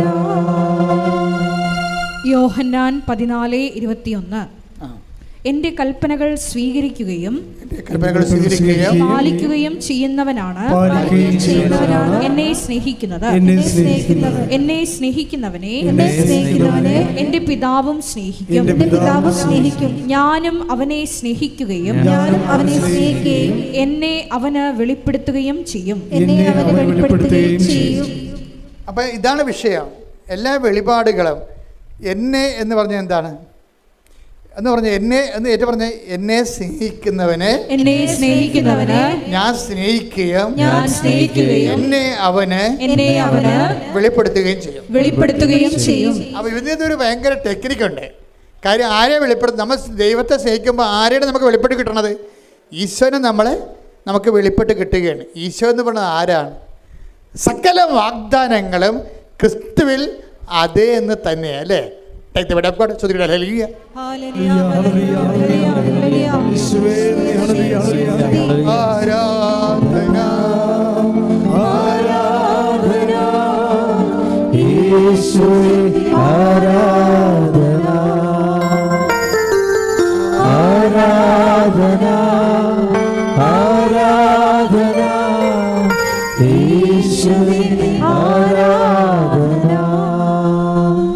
കൊരിന്തോസ് 1:20 ദൈവത്തിന്റെ സകല വാഗ്ദാനങ്ങളും ക്രിസ്തുവിൽ അതേ എന്ന് തന്നെ. ദൈവത്തിന്റെ സകല വാഗ്ദാനങ്ങളും ക്രിസ്തുവിൽ അതേ തന്നെയാണ്. അപ്പോഴേ മനുഷ്യൻ രക്ഷപ്പെടും. നിനക്ക് ജോലിയില്ല, വീടില്ല, വിവാഹം ഒക്കണില്ല, ജപ്തി നടപടിയാണ്, നിൻ്റെ കുഞ്ഞുങ്ങളില്ല എന്ന് പറയുമ്പോഴേ ഇതെല്ലാം ദൈവം നമുക്ക് വെച്ചിരിക്കുന്നത് വാഗ്ദാനത്തിൻ്റെ രൂപത്തിലാണ്, അല്ലേ? നമ്മുടെ ഇല്ലായ്മകളെല്ലാം ദൈവം നമുക്ക് തരുന്നതിന് വേണ്ടി സ്വരുക്കൂട്ടിരിക്കുന്ന പദ്ധതി എന്ന് പറഞ്ഞാൽ എന്താണ്? പ്രോമിസാണ്, വാഗ്ദാനമാണ്. എന്നെ സ്നേഹിക്കുന്നവനെ എന്നെ തന്നെ വെളിപ്പെടുത്തുമെന്ന് പറയുമ്പോൾ നമ്മൾ ഈശോനെ ഉടമ്പടി ജീവിച്ചുകൊണ്ട് ഈശോനെ സ്നേഹിച്ച് കഴിയുമ്പോൾ എന്ത് പറ്റും?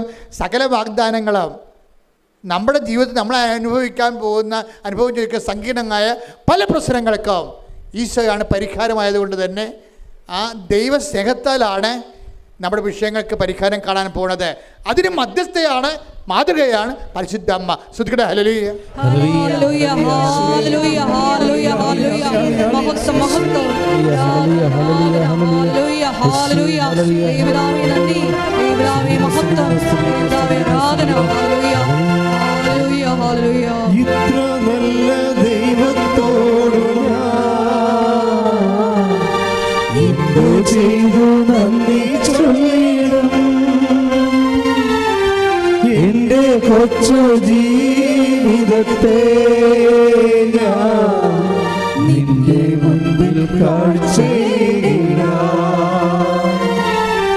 ഇത്ര നല്ല ദൈവത്തോട് ഞാൻ എന്തു ചെയ്തു നന്ദി ചൊല്ലിടും. എന്റെ കൊച്ചു ജീവിതത്തെ നിന്റെ മുന്നിൽ കാഴ്ചയിടാം. അച്ഛൻ നിങ്ങളോട് സംസാരിച്ചുകൊണ്ടിരിക്കുന്ന വിഷയം എന്താണ്? വചന ഉരുക്കം. വചനം ഉരുക്കണമെങ്കിൽ എന്ത് ചെയ്യണം? വചനത്തെ ഉരുക്കണമെങ്കിൽ, ആ വചനത്തിലൂടെ വെളിപാട് നമുക്ക് ലഭിക്കണമെങ്കിൽ, അതിലൂടെ നമുക്ക് ജീവിത പ്രശ്ന പരിഹാരം കാണണമെന്ന് എന്ത് ചെയ്യണം? ദൈവസ്നേഹം കൊണ്ടാണ് വചനത്തെ നമ്മൾ ഉരുക്കണത്. ഇത് നമ്മൾ ദൈവത്തെ സ്നേഹിക്കുന്നു യേശുസ്തോത്രം എന്ന് പറയണതല്ല വിഷയം. നമ്മളെ സംബന്ധിച്ച് ഉടമ്പടി ചൊല്ലലല്ല, പിന്നെ എന്താണ്? ചെയ്യലാണ്. ഇപ്പം നിങ്ങൾ ഇന്ന് വീട്ടിൽ താമസിച്ചാണ് എത്തണത് ചോദിക്കുക. ഇപ്പം ഇതിൻ്റെ തന്നെ എത്ര പേര് കഞ്ഞി കുടിച്ചിട്ടുണ്ടെന്ന് എനിക്കറിയത്തില്ല. ചിലപ്പോൾ കഞ്ഞി കുടിക്കാൻ അവിടെ വന്ന് കുതിരിപ്പുണ്ടാവും. ഇനി നിങ്ങൾ ഇവിടുന്ന് പോകുമ്പോൾ ഇവിടെയുള്ള ചായക്കട മുഴുവനുള്ള ഭക്ഷണം തീർന്നിരിക്കും. നിങ്ങൾ പട്ടിണിയായിരിക്കും ഇതിൻ്റെ കയറാൻ പോണത്. വീട്ടിൽ ചെല്ലുമ്പോൾ അവർ കഴിച്ച് കാണും. നിങ്ങൾ കഴിച്ചത് കാണുന്ന വിചാരിച്ചിട്ട് അവർ ഉള്ളത് എടുത്ത് കഴിച്ച് കാണും. അതോടൊരു എല്ലാത്തിനും ഒരു തീരുമാനമാകും. അപ്പോഴും പറയും അപ്പോൾ എവിടെയും കേട്ടെ, എവിടെ മഴ കിടക്കട്ടെ, വല്ല വെള്ളം കുടിച്ച് കിടക്കട്ടെ, ഒരു ദിവസം ഒരു ആഹാരം കഴിച്ചില്ലെങ്കിൽ ചത്തൊന്നും പോകത്തില്ല എന്ന് പറഞ്ഞിട്ട് വീട്ടിലുള്ളവർ പിച്ചുമ്പോഴൊക്കെ പറഞ്ഞുകൊണ്ടിരിക്കും. അവിടെ നിങ്ങൾക്ക് ഇവരോട് സ്നേഹം തോന്നണം. പിടിയിട്ടിയാ വചനം ഒരുക്കം അങ്ങനെ സംഭവിക്കുന്നത്. അമ്മയാണ് അതിൻ്റെ മാതൃക. ഹൃദയത്തിൽ സംഗ്രഹിച്ചു, ആരെക്കുറിച്ചു ധ്യാനിച്ചു. അതാണ് വിഷയം. വീട്ടിൽ ഇനി എന്തെല്ലാം പ്രശ്നം ഉണ്ടായാലും നിങ്ങളാരാണ്? മാതൃക ആരാണ്? നമുക്ക് അമ്മയാണ്. എന്താ കാര്യം? നമുക്കതെല്ലാം ദൈവസ്നേഹത്തോടെ എടുക്കുകയും കർത്താവ് നമ്മളെന്താ പറഞ്ഞത്? അതായത് 10 മാർക്ക് ഒറ്റടിക്ക് കിട്ടണ ഈസി ചോദ്യം കർത്താവ് പറഞ്ഞു. ഇപ്പം ചില സമയത്ത് പണ്ട് ഫീൽഡ് വർക്ക് എന്നൊരു സംഭവം ഉണ്ടായിരുന്നു. എനിക്ക് ഇപ്പോഴും ഫീൽഡ് വർക്ക് ഞാൻ മറന്നുപോയി. പക്ഷേ എനിക്ക് ഫീൽഡ് വർക്കിന് ജോമെട്രി നല്ല മാർക്ക് കിട്ടുമായിരുന്നു. അപ്പോൾ എൻ്റെ ഓൾജിബ്ര എനിക്ക് വലിയ പാടാണ്. അത് ഞാൻ കവർ ചെയ്യണത് ഫീൽഡ് വർക്ക് ചെയ്തുകൊണ്ടാണ്. അതിന് പെട്ടെന്ന് മാർക്ക് 10 മാർക്ക് കിട്ടും. അപ്പോൾ എനിക്കൊക്കെ ദൈവമേ അതിന് കുറേ മാർക്ക് കിട്ടിയിട്ട് നമ്മൾ മാത്സ് ജയിച്ചാലെന്ന് വിചാരിച്ചുകൊണ്ട് ഞാൻ അതൊക്കെ ചെയ്യും. അതെനിക്ക് ഈസിയാണ്, സിമ്പിളാണ്. ഇതുപോലെ കൂടുതൽ മാർക്ക് സിമ്പിളായിട്ട് കൂടുതൽ മാർക്ക് കിട്ടാൻ പറ്റിയ പരിപാടി എന്താണെന്ന് അറിയാമോ? ഈശോ കുറേ പരിപാടി പറഞ്ഞിട്ടുണ്ട്. എന്താണ്? നിങ്ങൾ ദ്രോഹിക്കുന്നവരെ, അത് 20 മാർക്കാണ്. 20 മാർക്കാണ്. ദ്രോഹിക്കുന്നവരെ ആശീർവദിക്കുവാൻ. അതാണ് വചന ഉരുക്കം. അങ്ങനെ ആശീർവദിക്കണമെങ്കിൽ നമ്മൾക്ക് അവർ കാണിച്ചിരിക്കുന്ന കാട്ടായം കാരണം നമുക്ക് അവരെ ആശീർവദിക്കാൻ പറ്റുമോ? എന്നാ പറ, ഒരിക്കലും പറ്റത്തില്ല. ഇപ്പം നാത്തൂനായാലും അമ്മയായാലും മരുമകളായാലും അമ്മയമ്മയായാലും നമ്മൾ കാണിച്ചിരിക്കുന്ന കാട്ടായം ഓർത്താണെങ്കിൽ നമ്മളെ പാറ എടുത്ത് അവിടെ തലക്കിട്ട് അടിക്കും. പക്ഷെ നമ്മൾ സ്നേഹിക്കും. എന്താ കാര്യം? നമ്മൾ ദൈവത്തോടുള്ള സ്നേഹത്താലാണ് അവരെ നമ്മൾ സ്നേഹിക്കേണ്ടത്. ദ്രോഹിക്കുന്നവരെ ആശീർവദിക്കാൻ. നല്ല മാർക്കുണ്ട്. ഇങ്ങനെ എന്താ പ്രശ്നം? വചനം ഉരുക്കം എന്ന് പറയുമ്പോൾ ഒരു വചനത്തിന് കർത്താവ് മെൽട്ട് ചെയ്ത് നിനക്കത് അനുഭവമാക്കി തരുന്നതിന് ദൈവം എടുക്കുന്ന അളവ് കോല് നിൻ്റെ ദൈവസ്നേഹമാണ്. ഉടമ്പടി എടുക്കുന്ന ആൾക്കാർ ദൈവത്തോടും മനുഷ്യനോടും പൊരിഞ്ഞ സ്നേഹമായിരിക്കും. പൊരിഞ്ഞ സ്നേഹം അല്ലെങ്കിൽ ആക്കണം. അങ്ങനെ വരുമ്പോൾ ദൈവത്തിന് നിങ്ങളോട് സംസാരിക്കാൻ കൊതിയാകും. എപ്പോഴും നമ്മളോട് സംസാരിച്ചുകൊണ്ടിരിക്കും ദൈവം. നിങ്ങൾ ദൈവത്തോട് സംസാരിക്കുന്ന ആൾക്കാരാണ്. കഴിഞ്ഞ ദിവസങ്ങളിൽ സാക്ഷ്യം ഉണ്ടായി. ഞാൻ കാശ്മീരം വെച്ചുകൊണ്ട് അമ്മയോട് കുറേ വർത്തമാനം പറയുമെന്ന്. മിറലെന്ന് പറഞ്ഞൊരു പോലെ സാക്ഷ്യം പറഞ്ഞാണ്. ഞാൻ കാശ്മീരം വെച്ചുകൊണ്ട് അമ്മയോട് കുറേ വർത്തമാനം പറയുമെന്ന്. നിങ്ങളൊക്കെ പറഞ്ഞു കൊടുത്താണെന്ന് എനിക്കറിയാം. പക്ഷേ അതുപോലെ തന്നെ ദൈവത്തിനൊരു കൊതിയുണ്ട്. ദൈവം നമ്മോട് സംസാരിക്കുന്നുണ്ട് ഓരോ വിഷയം. ഇപ്പോൾ കഴിഞ്ഞ ദിവസങ്ങൾ എന്നോട് പറഞ്ഞ് നീ ഒന്ന് ചിന്തിച്ച് നോക്കിയേ, റോമ 8:32 വായിക്കാൻ പറഞ്ഞു. അപ്പോൾ ഞാൻ 8:32 വായിച്ചപ്പോൾ ഞാൻ നമുക്ക് യേശു ക്രിസ്തു വായിച്ചത് ശ്രദ്ധിക്കട്ടെ. ഹല്ലേലൂയ,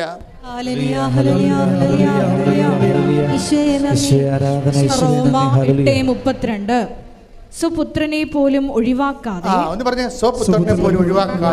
നമുക്കെല്ലാവർക്കും വേണ്ടി അവനെ ഏൽപ്പിച്ചു തന്നവൻ അവനോട് കൂടെ സമസ്തവും നമുക്ക് ദാനമായി നൽകാതിരിക്കുമോ? ഇതിൻ്റെ ഒരു പ്രശ്നം എന്താണെന്ന് അറിയാം. ഭജന ഉരുക്കം എന്താ പറയുക? ഭജന ഉരുക്കത്തിൽ പരിശുദ്ധാത്മ പറഞ്ഞാൽ എന്താണ്? സി ജോസഫ്, ഇതാണ് അപ്പയുടെ ഒരു മാനസികാവസ്ഥ. നീ എങ്ങനെ രക്ഷപ്പെടുമെന്ന് ചോദിച്ചു. എന്താ കാര്യം? അപ്പ എന്ത് ചെയ്യണമെങ്കിലും യേശുക്രിസ്തുവിൻ്റെ കൂടെ ചെയ്യത്തുള്ളൂ. അതാണ് വിഷയം. അതാണ് ഭജന ഒരുങ്ങിയത്. അപ്പ എന്ത് ചെയ്യണമെന്നുണ്ടെങ്കിലും യേശുക്രിസ്തുവിൻ്റെ കൂടെ ചെയ്യത്ത്. യേശുക്രിസ്തു മാറ്റിക്കൊണ്ട് ഒരു ഉരുക്കവും ഇല്ല. അതുകൊണ്ട് തന്നെ നമ്മുടെ ബുദ്ധിയുള്ളവർ എന്ത് ചെയ്യണം? യേശുക്രിസ്തുവിനെ സ്വന്തമാക്കാൻ വേണ്ടി വേണം ഈ ഉടമ്പടി ചെയ്തുകൊണ്ടിരിക്കാൻ, ഉടമ്പടി ജീവിക്കാൻ. കാര്യം എന്താണ്? നമ്മൾക്ക് യേശുക്രിസ്തു നൽകിയവൻ അവനോട് കൂടെ സമസ്തവും. നമ്മളെ സമസ്തത്തിന് വേണ്ട വീട്, ജോലി, വിവാഹം, ജപ്തി നടപടി, പട്ടയം കെട്ടുക, ഭൂമി തരം മാറ്റുക, എന്തെല്ലാം കാര്യമാണ് നമ്മൾ ഉടമ്പടി വെച്ചേക്കുന്നത്. ഇതെല്ലാം സമസ്തവുമാണ്. ഈ സമസ്തത്തിനൊന്നും ദൈവം എതിരല്ല.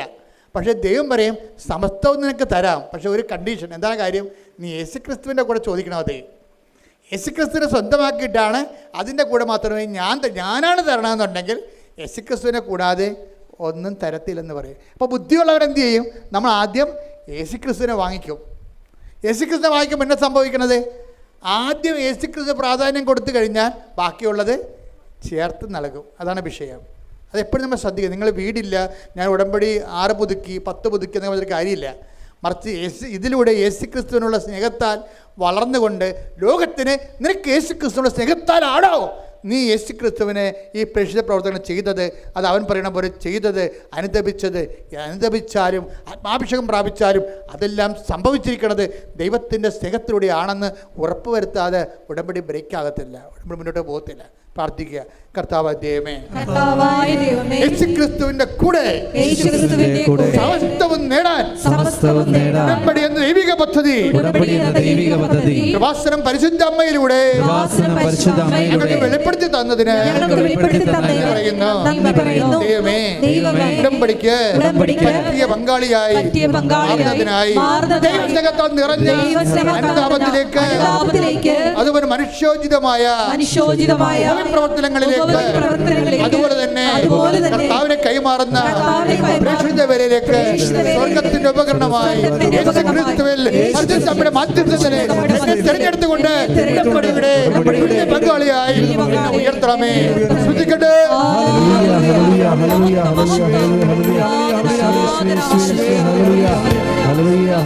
ഹല്ലേലൂയ.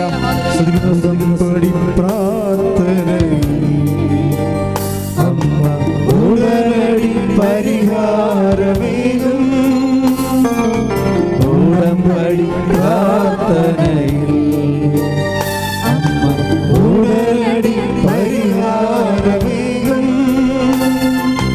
അവൻ പറയുന്നത് ചെയ്യുകിൽ ജീവിതം ധന്യമായി തീർന്നിടും. അവൻ പറയുന്നത് ചെയ്യുകിൽ ജീവിതം ധന്യമായി തീർന്നിടും. എൻ്റെ പ്രിയപ്പെട്ടവരെ, രോഗസൗഖ്യ പ്രാർത്ഥനയിലേക്ക് നമ്മൾ പ്രവേശിക്കുകയാണ്.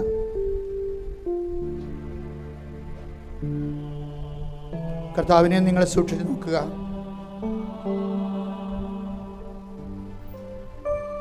ബൈബിളിലെ പ്രധാനപ്പെട്ട ഒരു പ്രയോഗമാണ് സൂക്ഷിച്ചു നോക്കി എന്നുള്ളത്. Take the word of God.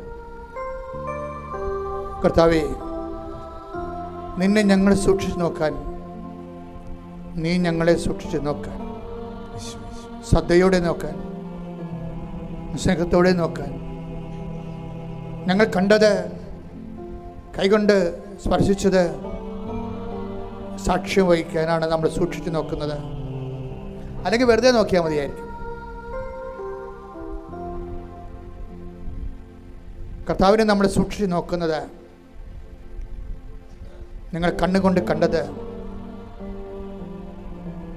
ചെവി കൊണ്ട് കേൾക്കട്ടത്,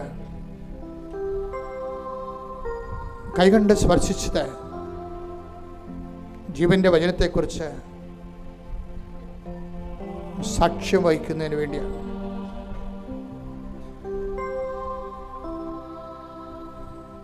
ഓരോ നിമിഷവും നമ്മൾ ഉടമ്പടി പരിചരണത്തിലൂടെ സഞ്ചരിക്കുമ്പോൾ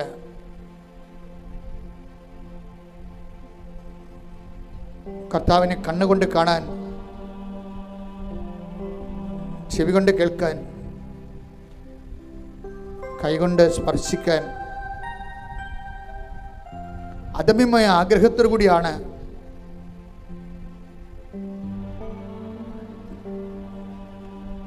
നമ്മുടെ ആധ്യാത്മിക ജീവിതം അടിസ്ഥാനപ്പെടുത്തിയിരിക്കുന്നത്. അതെല്ലാം സാക്ഷ്യത്തിലേക്ക് നമ്മളെ നയിക്കുന്നതാണ്. നീ ക്രിസ്ത്യാനിയാണോ, ഹിന്ദുവാണോ, മുസ്ലിമാണോ, മറ്റ് ജാതിയിലുള്ളവരാണെന്നൊന്നും കർത്താവിന് പ്രശ്നമല്ല. കർത്താവ് നോക്കുന്ന ഒറ്റ കാര്യമേ ഉള്ളൂ, നീ സാക്ഷിയാണോ? യേശുക്രിസ്തുവിൻ്റെ സ്നേഹത്തിൻ്റെ, ദൈവ മനുഷ്യരാശിയോട് കാണിച്ച സ്നേഹത്തിൻ്റെ സാക്ഷിയാണോ നീ? പ്രാർത്ഥിക്കുക. കർത്താവേ, ഞങ്ങളെ അങ്ങയുടെ സാക്ഷിയായി ഉയർത്തണമേ, വളർത്തണമേ. ഓ ദിവ്യകാരുണ്യമേ, ആരാധനയുടെ നിമിഷങ്ങളിൽ ഞങ്ങളിൽ അഭിഷേകമായിക്കൊണ്ട് ദൈവസ്നേഹത്തിന്റെ സാക്ഷികളായി, ഉത്തരവാദിത്വമുള്ള സുവിശേഷ പ്രവർത്തകരായി, ഉടമ്പടിയുടെ പ്രയോക്താക്കളായി, മറിയത്തിന്റെ കൂട്ടുവേലക്കാരായി ജീവിക്കുവാൻ ഞങ്ങളെ അഭിഷേകം ചെയ്യണം. ശ്രദ്ധിക്കട്ടെ.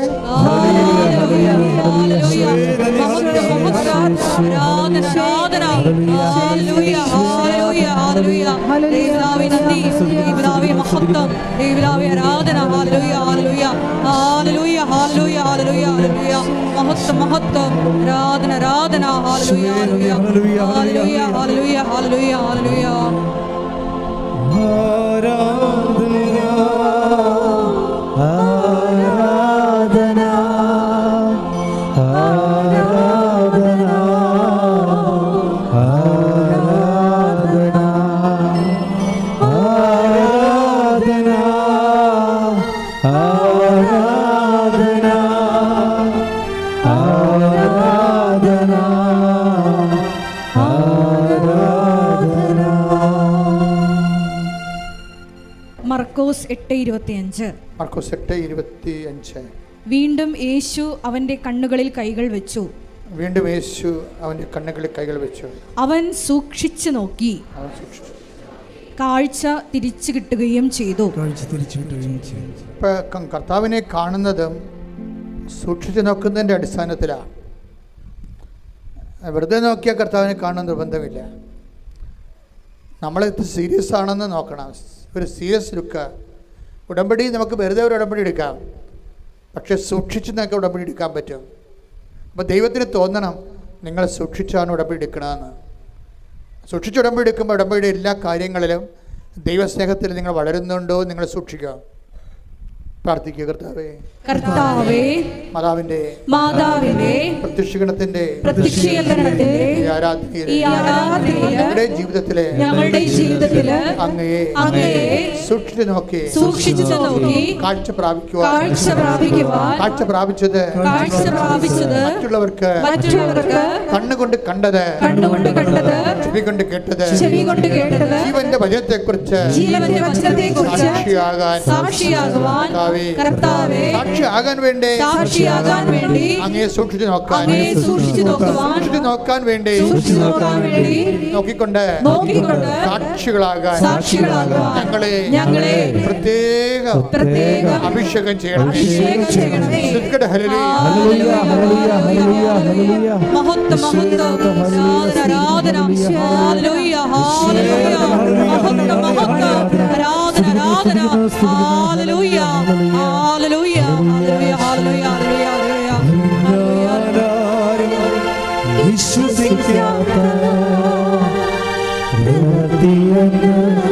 ദൈവം ചെയ്യാൻ പോകുന്നു.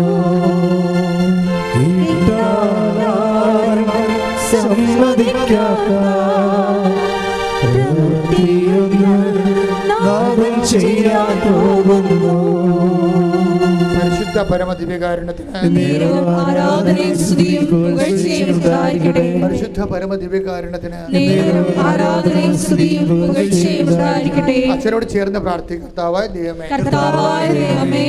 ഞങ്ങളുടെ ഉടമ്പടിയില് ഞങ്ങൾ സമർപ്പിച്ചിരിക്കുന്ന മുഴുവൻ വിഷയങ്ങളുടെ മേൽ അമ്മേ പരിശുദ്ധ അമ്മേ ദൈവമാതാവേ ഞങ്ങളിൽ ദൈവസ്നേഹം നിറഞ്ഞ നിന്റെ ഇടപെടലുകള് സുവിശേഷ സാക്ഷ്യമായി ലോകത്തിന് കൈമാറാൻ ആവശ്യമായ കൃപയാൽ ഞങ്ങളെ നയിക്കണമേ. ഉടമ്പടിയുടെ ഓരോ വിഷയങ്ങൾക്ക് സാക്ഷിയാകാൻ അതുവഴി അങ്ങയെ ഏറ്റുപറയുവാനും വിശേഷത്തിന്റെ ഉപകരണമായി മാറ്റണമേ.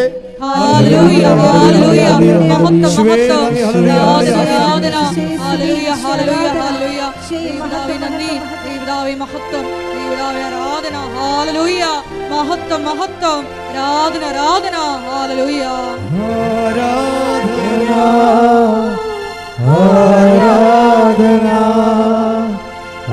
ആരാധന ആരാധന ആരാധന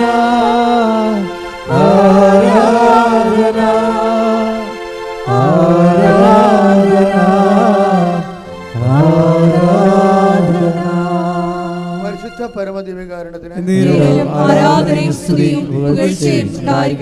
മക്കളില്ലാത്തവർക്കും കല്യാണം ഒത്തുവരാത്തവർക്കും കല്യാണം ഒത്തത്, കല്യാണം കഴിച്ചവർ തന്നെ പിരിഞ്ഞ് താമസിക്കുന്നവർക്ക് വേണ്ടി പ്രാർത്ഥിക്കാൻ, ഞാൻ ചിന്തിക്കാതെ ആലോചിക്കാതെ ഇപ്പോൾ ആത്മാവിൽ ഓർത്തിരിക്കാൻ. അപ്പോൾ ആ 3 കാര്യങ്ങൾക്ക് ഇപ്പോൾ സമാധാനം ഉണ്ടാകുന്നത് ഉറപ്പായിട്ടും വിശ്വസിക്കാം. അച്ഛനോട് ചേർന്ന് പ്രാർത്ഥിക്കുക. കർത്താവേ, വിവാഹം ഒത്തുവരാത്ത പുരുഷന്മാരെയും സ്ത്രീകളെ യുവതികളെയും അങ്ങയുടെ തിരുസന്നിധിയിൽ ഇപ്പോൾ സമർപ്പിക്കുന്ന അമ്മേ പരിശുദ്ധ അമ്മേ, അവരുടെ മേലെല്ലാം 41 ദിവസത്തിനുള്ളിൽ അവർക്ക് ജീവിത പങ്കാളിയെ കണ്ടുപിടിക്കാൻ ഉടമ്പടിയുടെ സാക്ഷ്യപേടകത്തില് ഞങ്ങൾ എഴുതിയിട്ടിരിക്കുന്ന വിഷയത്തിന്റെ മേലെ മാധ്യസ്ഥതയിലെ തീരുമാനം ഉണ്ടാകാൻ എല്ലാവരുടെയും പ്രാർത്ഥനകള് ഇപ്പോൾ അങ്ങനെയുള്ള സങ്കടക്കാർക്ക് വേണ്ടി പ്രാർത്ഥിക്കുന്നു. വിവാഹത്തില് പിരിഞ്ഞു കഴിയുന്നവരെ, കേസിലായി പോയവരെ, ആർക്കെങ്കിലും ഒരാൾക്ക് ഒരുമിച്ച് ജീവിക്കണമെന്ന് ആഗ്രഹം ഉണ്ടെങ്കിൽ അമ്മേ പരിശുദ്ധ അമ്മയുടെ പ്രത്യക്ഷീകരണത്തിന്റെ അടയാളമായി 74 ദിവസത്തിനുള്ളിൽ ഐക്യപ്പെട്ടു വരാൻ ഞങ്ങൾ ഞങ്ങളുടെ തിരുസന്നിധിയിൽ കണ്ണീരോടെ പ്രാർത്ഥിക്കുന്നു. മക്കളില്ലാത്തവരെ മക്കളെ കാണുമ്പോഴേ കുഞ്ഞുങ്ങളെ കാണുമ്പോഴേ വേദനിക്കുന്നവരും ഈ ഒരു അവസ്ഥയിലെ പോകാൻ കുഞ്ഞുങ്ങൾ നൽകിക്കൊണ്ട് അനുഗ്രഹിക്കണമേ.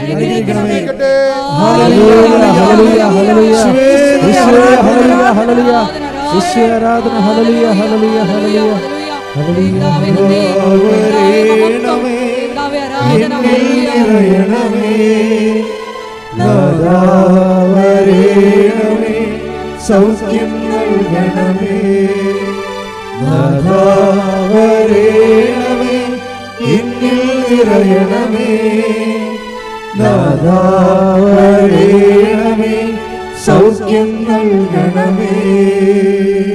പരിശുദ്ധ പരമദിവ്യകാരുണ്യത്തിന്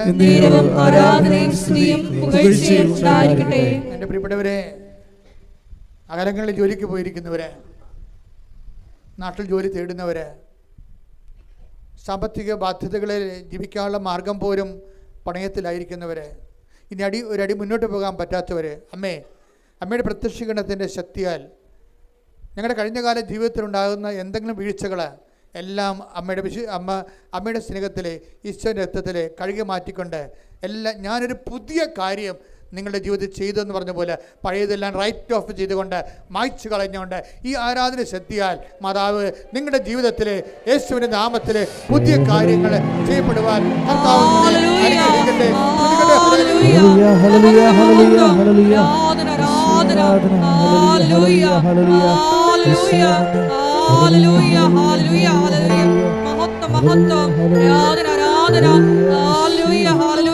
ദേവദാവേ നന്ദി, ദേവദാവേ മഹത്വം, ദേവദാവേ ആരാധന. ഹല്ലേലൂയ ഹല്ലേലൂയ ഹല്ലേലൂയ ഹല്ലേലൂയ ഹല്ലേലൂയ ഹല്ലേലൂയ ഹല്ലേലൂയ ഹല്ലേലൂയ ഹല്ലേലൂയ.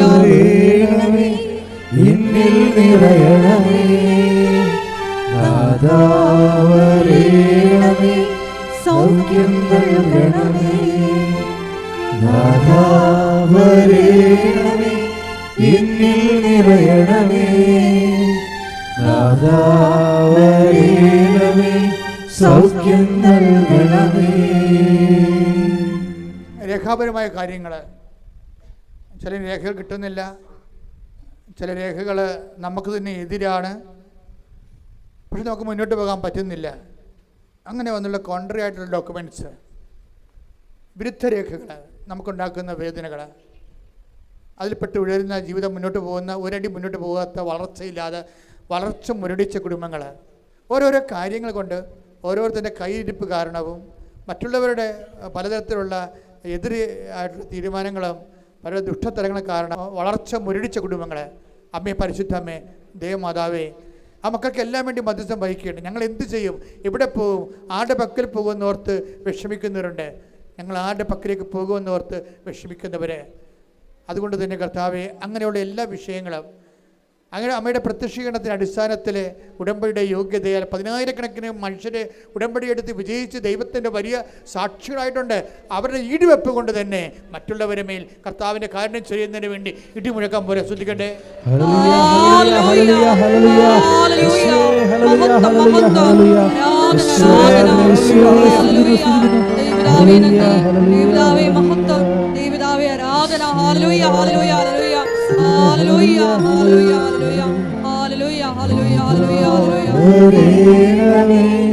എന്നിൽ നിറയണമേ, നാഥാവരേണമേ, സൗഖ്യം നൽകണമേ, നാഥാവരേണമേ, എന്നിൽ നിറയണമേ, നാഥാവരേണമേ, സൗഖ്യം നൽകണമേ. പരിശുദ്ധ പരമദിവ്യകാരുണ്യത്തിന് ആരാധനയും സ്തുതിയും പുകഴ്ചയും ഉണ്ടായിരിക്കട്ടെ. പരിശുദ്ധ പരമദിവ്യകാരുണ്യത്തിന് ആരാധനയും സ്തുതിയും പുകഴ്ചയും ഉണ്ടായിരിക്കട്ടെ. മക്കളെക്കുറിച്ച് വേദനിക്കുന്നവര്, മക്കളുടെ തെറ്റായ നടപടികൾ, തെറ്റായ ബന്ധങ്ങൾ, പലപ്പോഴും മനുഷ്യരുടെ തെറ്റായ തീരുമാനങ്ങൾ, ചില നഷ്ടം വരുമെന്ന് അറിഞ്ഞിട്ടും ചെയ്യുന്ന കച്ചവടങ്ങൾ, അത് പാഷനായതുകൊണ്ട് ചെയ്ത് നഷ്ടം വരുത്തി കുടുംബം തറവാട് കുളം കോരുന്നവരുണ്ട്. ചെന്ന് പെട്ടുപോകുന്നവർ പല കാര്യങ്ങളിൽ, ചിലപ്പോൾ കൂട്ടുകച്ചവടമാകാം, പെട്ടുപോകുന്നവരുണ്ട്. എൻ്റെ പങ്കാളിയുടെ കാപട്യം തിരിച്ചറിയുമ്പോൾ നീ വൈകിപ്പോവുകയും നീ നഷ്ടത്തിലാവുകയും ചെയ്യുന്നുണ്ട്. അങ്ങനെ കാണാത്ത കയറിൽ പലതരത്തിൽ കുരുങ്ങിപ്പോയ മനുഷ്യരെ പരിശുദ്ധമ്മ ദേവമാതാവേ അവരെല്ലാം ഈ സമയത്ത് സമർപ്പിച്ച് പ്രാർത്ഥിക്കുകയാണ്. ദൈവത്തിൻ്റെ വൻ കൃപകൾ, യേശുക്രിസ്തുവിൻ്റെ ഉന്നതമായ കൃപകൾ, ഞങ്ങൾക്ക് വേണ്ടി നേടിയ കർത്താവിൻ്റെ വിലമതിക്കാത്ത കൃപകൾ, വിലമതിക്കാത്ത കാരുണ്യം, അതിൻ്റെ എല്ലാം വെളിച്ചത്തിലും അടിസ്ഥാനത്തിലും ഇതുപോലെ പെട്ടുപോയ മനുഷ്യരെ കർത്താവ് പത്തോസിനെ ആഴക്കടലിൽ നിന്ന് പിടിച്ചു കയറ്റിയതുപോലെ നിൻ്റെ ബലിഷ്ഠമായ കരങ്ങൾ അമ്മ മാതാവിൻ്റെ മധ്യസ്ഥതയിൽ ആ മക്കളുടെ കാര്യം കാണിച്ചുകൊണ്ട് അവിടെ പിടിച്ചുയർത്തണമെന്ന് പ്രാർത്ഥിക്കുന്ന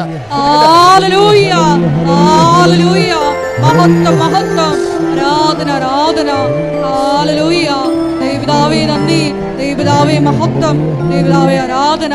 ഹല്ലേലൂയ ഹല്ലേലൂയ.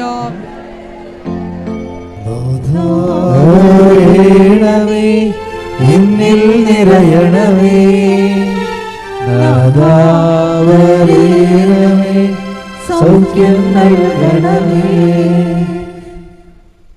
എല്ലാവരും മുട്ട നിൽക്കുക. നിങ്ങളുടെ വ്യക്തിപരമായ ആവശ്യങ്ങൾക്ക് വേണ്ടി പ്രാർത്ഥിക്കേണ്ട സമയമാണ്.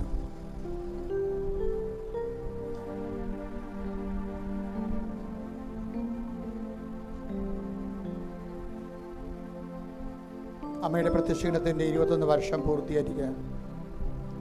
അതുകൊണ്ട് തന്നെ ഉടമ്പടി ആ ഒരു വിഷയത്തിൽ അതിൻ്റെ അടിസ്ഥാനത്തിലാണ് നമ്മൾ ഉടമ്പടി നമ്മുടെ ദൈവം നമുക്ക് നൽകിയതും നമ്മൾ ഉടമ്പടി ജീവിക്കുന്നതും. ആരെങ്കിലും തങ്ങളുടെ ഉടമ്പടിയിൽ വിട്ടുപോയിട്ടുണ്ടെങ്കിൽ, അതിൽ നിന്ന്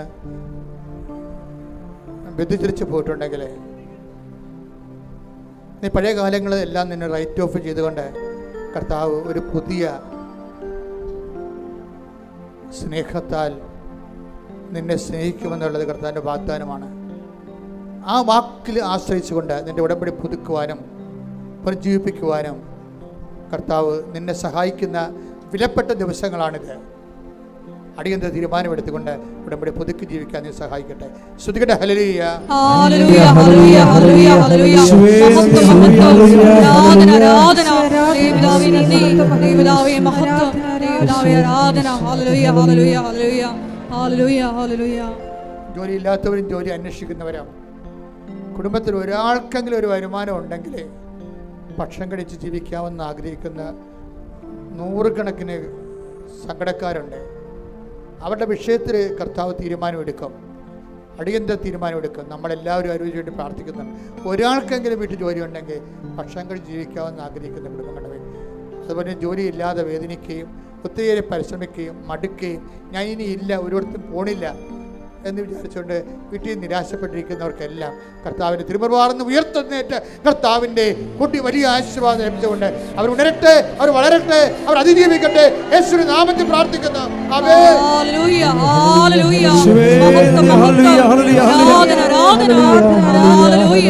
ദൈവപിതാവേ നന്ദി, ദൈവപിതാവേ മഹത്വം, ദൈവപിതാവേ ആരാധന. ഹല്ലേലൂയ ആരാധന ആരാധന ആരാധന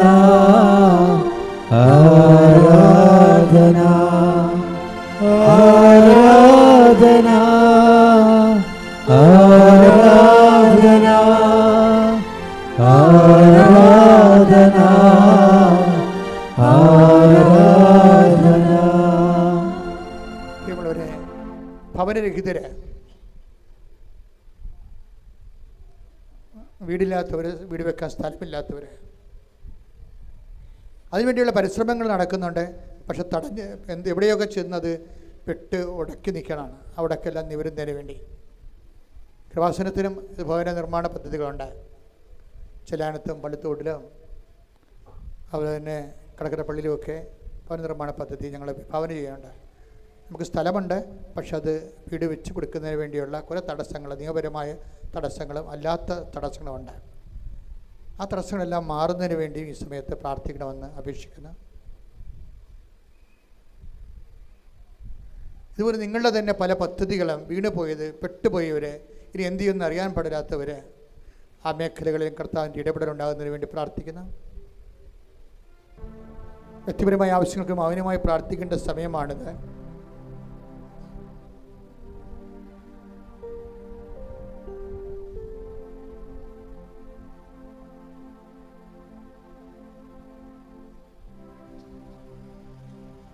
ദിവ്യകാരുണ്യനാഥൻ്റെ മുമ്പിൽ നന്ദി നിറഞ്ഞ ഹൃദയത്തോടെ ഒരു നിമിഷം നമുക്കായിരിക്കാം.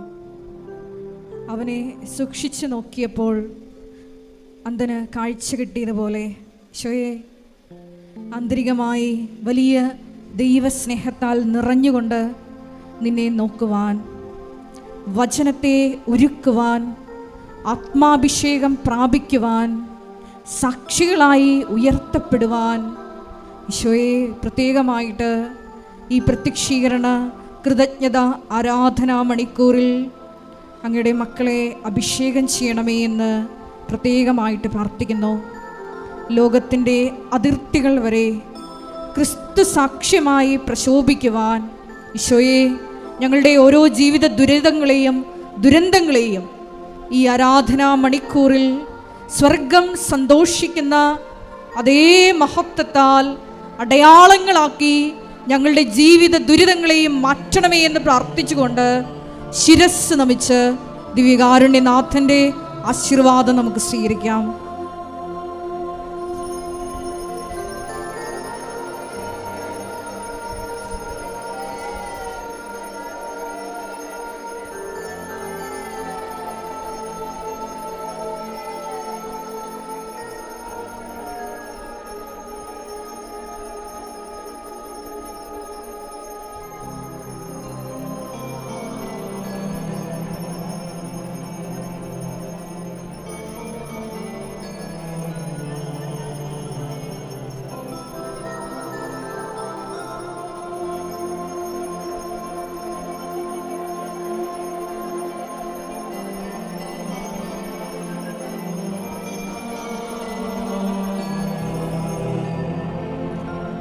പരിശുദ്ധ പരമമാ ദിവ്യകാരുണ്യമേ, എന്നുമെന്നും അങ്ങേയ്ക്കാരാധന. പരിശുദ്ധ പരമമാ ദിവ്യകാരുണ്യമേ, എന്നുമെന്നും അങ്ങേയ്ക്കാരാധന. പരിശുദ്ധ പരമമാ ദിവ്യകാരുണ്യമേ,